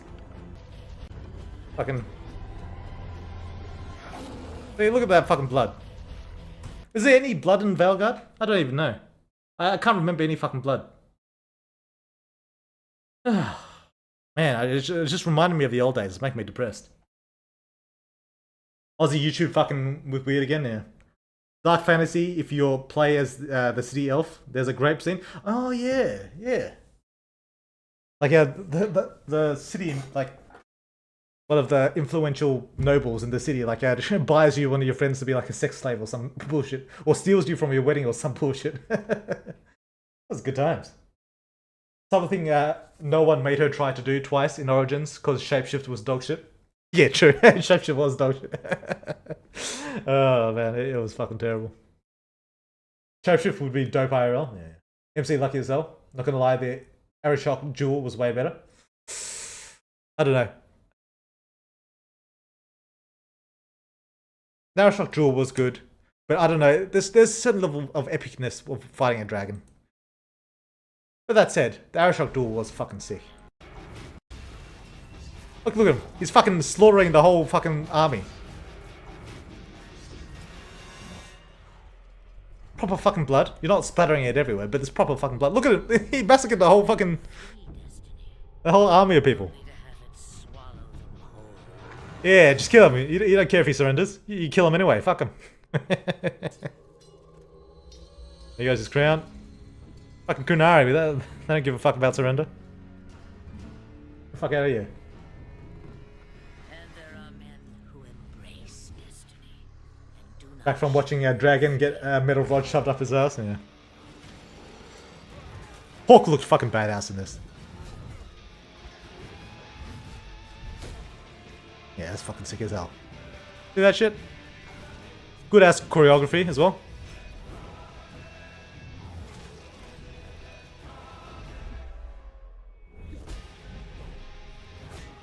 What a cool fucking staff as well.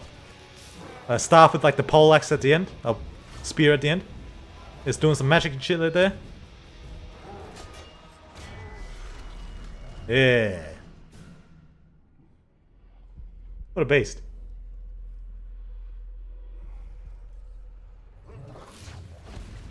Dodges fucking lightning. He doesn't give a fuck. Yeah. Now this was a fucking villain.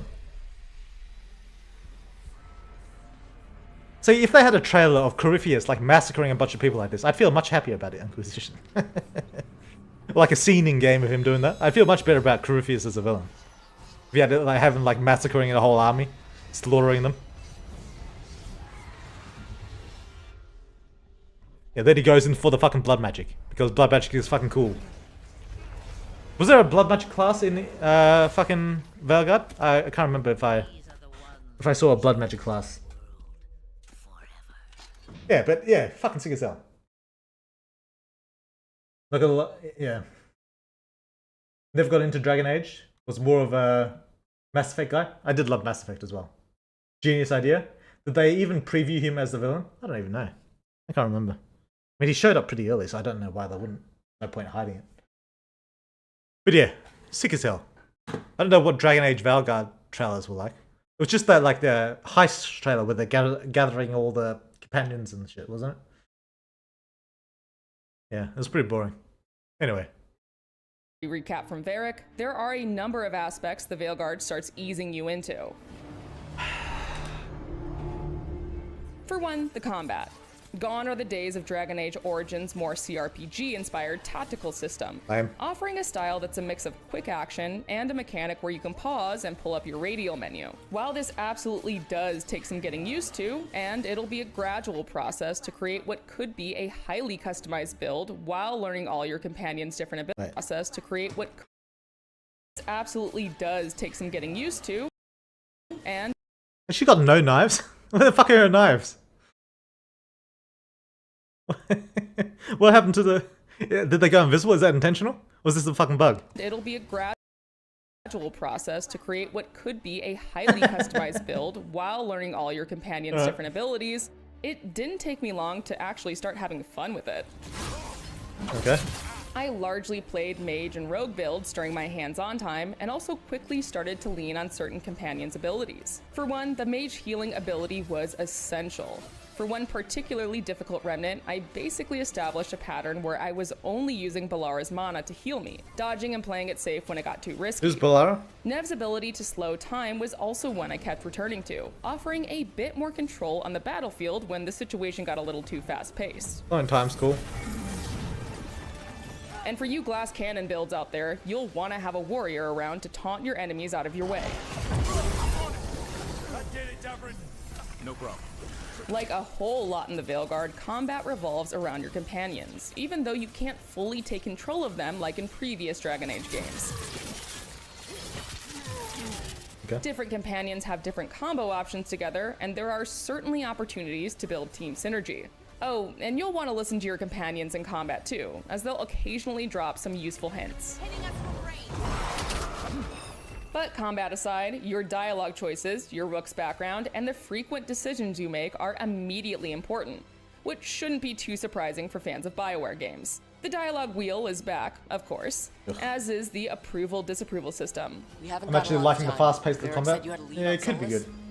You get right to the point. Yo, weird, well, I'm back. Hey, But Fabian. I was surprised to see that the Veilguard actually explains the consequences Just like, I have to get my hands of on it your and dialogue feel choices in how it very clear plays. terms. See, you say that. It's a Reminds me of variation Mass of Effect the 3. so-and-so Yeah, it could will be. remember that system, but more specific. But we do have Nev's location now, so... Take, for example, my first confrontation with Solus, aka Fen'Harel, aka the Dreadwolf. I chose AKA more sarcastic, bitch. humorous approach with him, and at the end of our confrontation, text on the side of the screen informed me that I have traded verbal jabs with Solus. This is your responsibility now. That's the first one. I was It was about far to from drop the a only occurrence not of this okay sort of slur on that text, guy. and it leaves me curious as to how your relationships with various characters will build and branch out over time based on your attitude. Speaking of consequences, it quickly became clear to me that there would consistently be tons of choices in the Veilguard that'll have lasting results.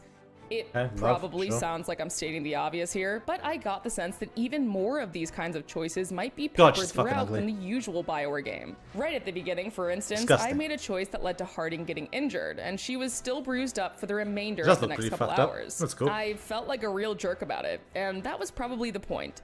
Dragon Age the Veilguard seemed to be telling me, right from the start, that I'm going to feel like a jerk a lot.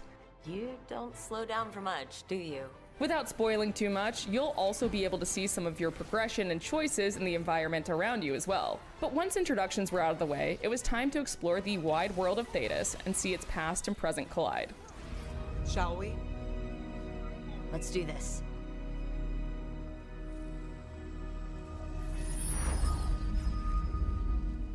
As mentioned earlier, one of my biggest worries was that the Veilguard could end up being more linear in its approach, trading branching gameplay for a straight line. And sure, the opening hours, essentially the tutorial zone, are a little railroady, save for a couple key decisions you have to make. But once you're past that and more established within Act 1, you're much more free to tackle quests as you please as you unlock more and more regions.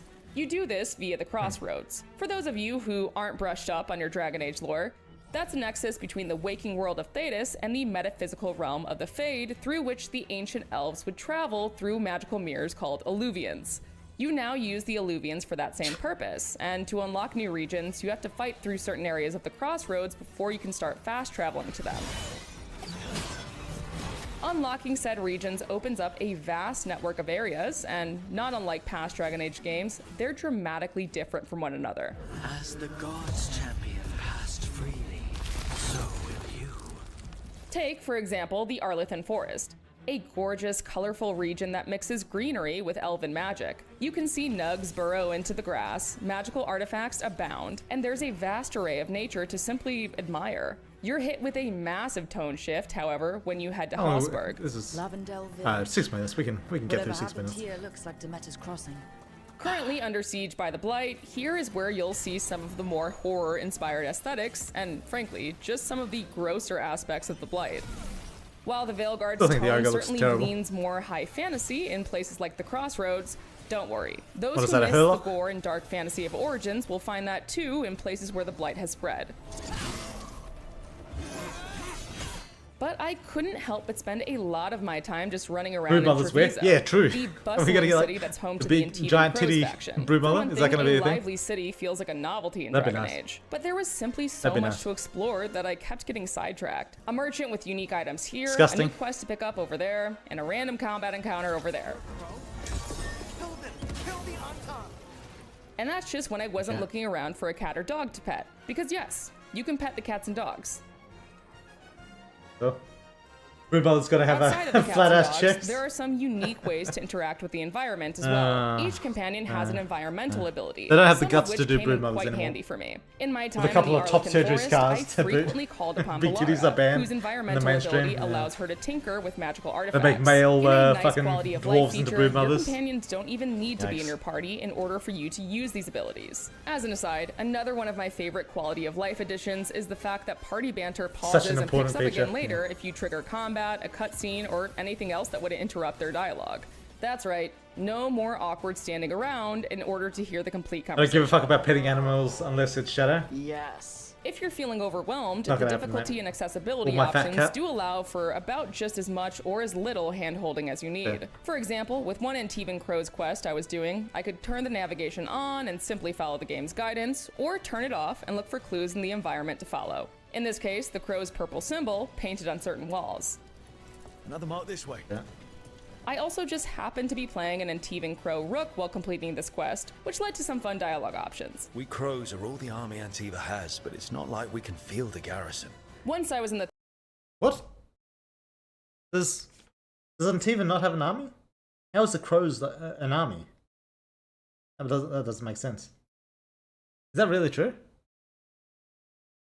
Thick of things, I could clearly see the features in the Veilguard that boiled down to, okay, we heard the complaints about Inquisition, specifically addressing the infamous Hinterlands problem, which is a reference to the first open world area players visit in Inquisition. The zone was packed with more than 50 side quests, many of which boiled down to mere fetch quests, and it left many players drowning in a bevy of checklists that felt inconsequential to the story. The Veilguard has boiled this down quite a lot. You're still free to explore, but the scope isn't nearly as dizzying, and the quests point back to the main story, a region or faction, or a companion. Another clear reaction to criticisms of Inquisition are our villains in the Veilguard, Algernon and Gillenane. The two elven gods feel much more present throughout the events of the early game than Corypheus, the frankly lackluster baddie of Inquisition. Whatever comes, we're ready for a fight. Words easily said, but rarely proven. While there's a whole lot more Thetis to see and talk about, I'd be remiss if I didn't bring it back home to the Lighthouse. The Archdemons are cool, but I don't know about the Elven Gods. The Lighthouse will likely be the most important location of the Veilguard. serving as the hub Get Sila for to you and your undo all the memory of companions. Shadow. Each one of your companions has their own room, and conveniently, a light Doesn't shines stop me from outside of their replaying door when they Inquisition. have a cutscene available. Once you get further into Act 1, it certainly starts to feel more lived in, and you can discover some pretty charming character quirks. For example, I found that Emmerich's skeletal assistant Manfred enjoys spending time on the balcony, and we even got a few games of rock, paper, scissors in. Okay. The lighthouse is also, obviously, where you're able to do some housekeeping, especially when it comes to the caretaker. Oh, you can customize your base, Offer, dweller. upgrade, enchant, or This you just wildly helpful buffing spirit it. is always standing by to help you enchant and upgrade armor for you and your companions. But I found the yeah, lighthouse it could, like, somewhat customize your symbolic of little one of base. the biggest challenges this game is facing. Bringing in new players while honoring the now incredibly vast lore that Dragon Age has built across the games, comic books, short stories, and more. Basically, Yeah. if you were worried that the name change I from think they Dragon kinda Age fucked that a little Dreadwolf bit. would mean less Solus, think again. His history, along with the history of the other Elven gods, is baked into the lighthouse, and you learn more and more about the threat you face as you unlock Solus's murals with various wolf statues. You even get to see some of his memories firsthand. They need gods who can protect them. We are not gods. You will learn that. As a lore nerd, I very much appreciated this, as well as the various other callbacks to series Lightning history. lore was The interesting. Origins fans will likely love the Grey Warden heavy quests, and we already know the Inquisitor will be involved in some way, as you can recreate them and select your world states in the character creator. But I do wonder if it'll overwhelm new players, which BioWare certainly seems to be courting with its action-heavy combat system. That's why it helps, at least, to have something of an outsider like Rook to take the helm of the Veilguard. Plus, the scrappiness of Rook reminded me a bit of playing as Hawk in Dragon Age 2, Still don't understand rather why than would the you more want some chosen random one cunt as named Rook. protagonists of the Warden in Origins and the Inquisitor in Inquisition. Like, does he have like credentials or some shit? Why is he like taking charge of your organization?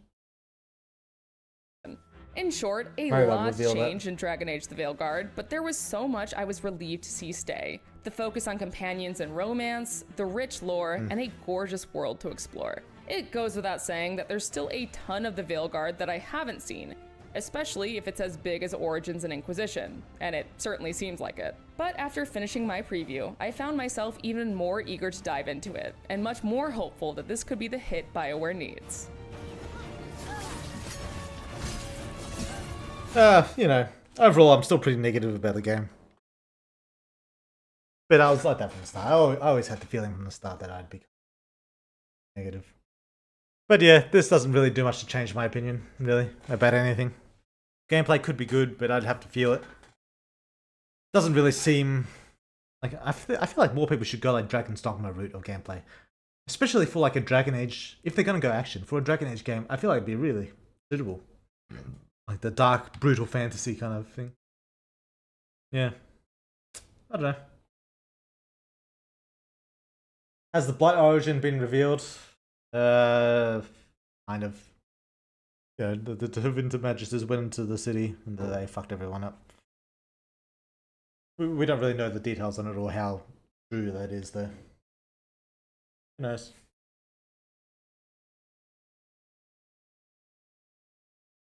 I don't trust it? Yeah. I'll wait until I can see some real gameplay.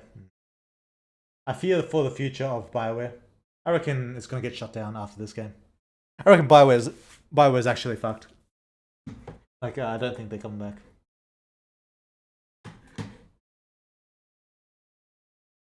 Yeah. I don't see much in them. They were really riding on this game and the next Mass Effect. Might outright cancel the new Mass Effect and pack it up, and in the event that this full on flops. It's hard to say. Dragon Age is a big name. It might have enough of a reputation left, just enough that they might get a decent amount of sales. But there's no way the next game is going to have a decent amount. They're going to kill any love for the game, the franchise, with this game, I think. And Inquisition was kind of like a mixed bag. There was some good parts, some bad parts. Some people liked it, some people hated it. But this game, I think it's going to be disliked by a lot of people. It might still sell well, because Dragon Age is still a big name. But I think it's going to be disliked by a lot of people. Probably me as well. Even though I like Dragon Age a lot.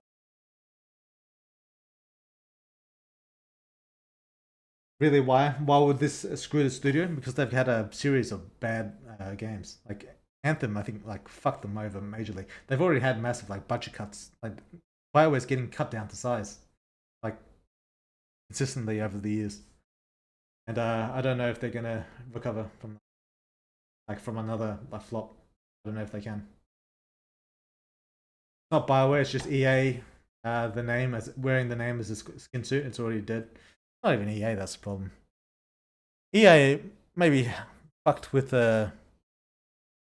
actually, EA might have fucked with a bunch of different things. Like in terms of like monetization and all that, it's not like super extreme. But the problem with Dragon Age is just they went in the wrong direction. Like they should have continued with the Warden. They should have continued making it about the Blight. And they should have continued making like each part of the game like a part you can resolve with your own choices. Like I said, with like choosing the werewolves or the elves and choosing the Templars or the mages. They should have kept with that system where you go to a place, you do a mission, you complete a story plot line, and then you decide on how that plot line is resolved. That's what they should have kept doing. They kind of just lost sight of it. Are we allowed to discuss Superhuman spoilers here? Yeah, go ahead. Anthem had so much potential. I really did enjoy it. I never even played it, to be honest. I don't know if it's good or not. But I heard it crashed and burned. So BioWare has really gone downhill the last couple updates they put out. Couple games they put out, yeah. Like, yeah, EA rushed them, but BioWare, there's only so much they can excuse.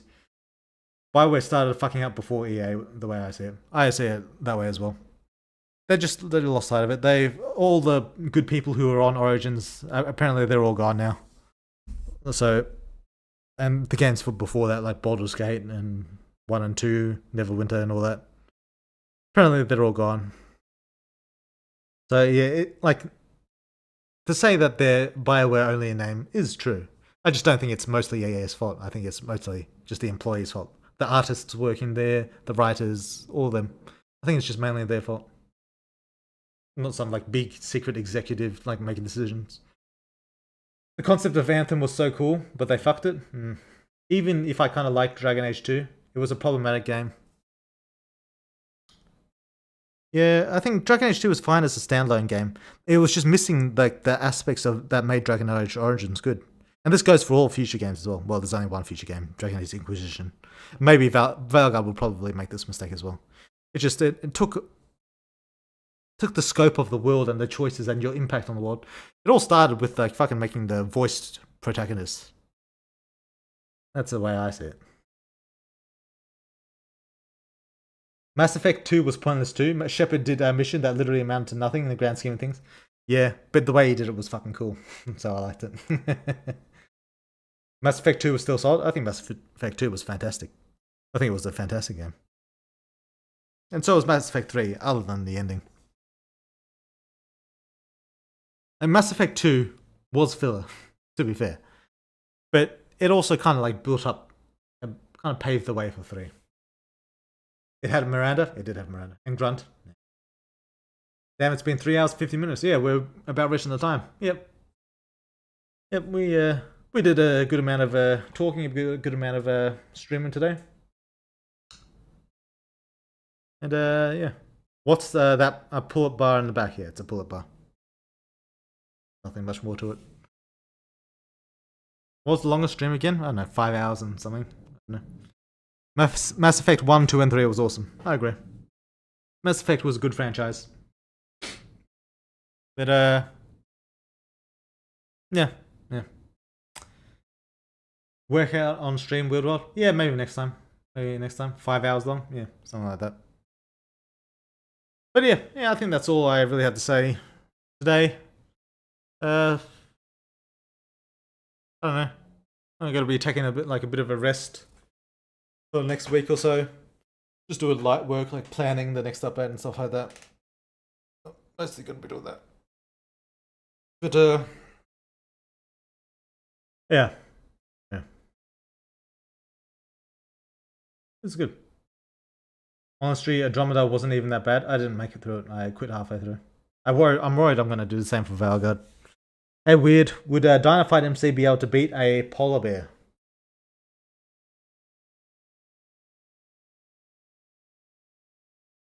It depends.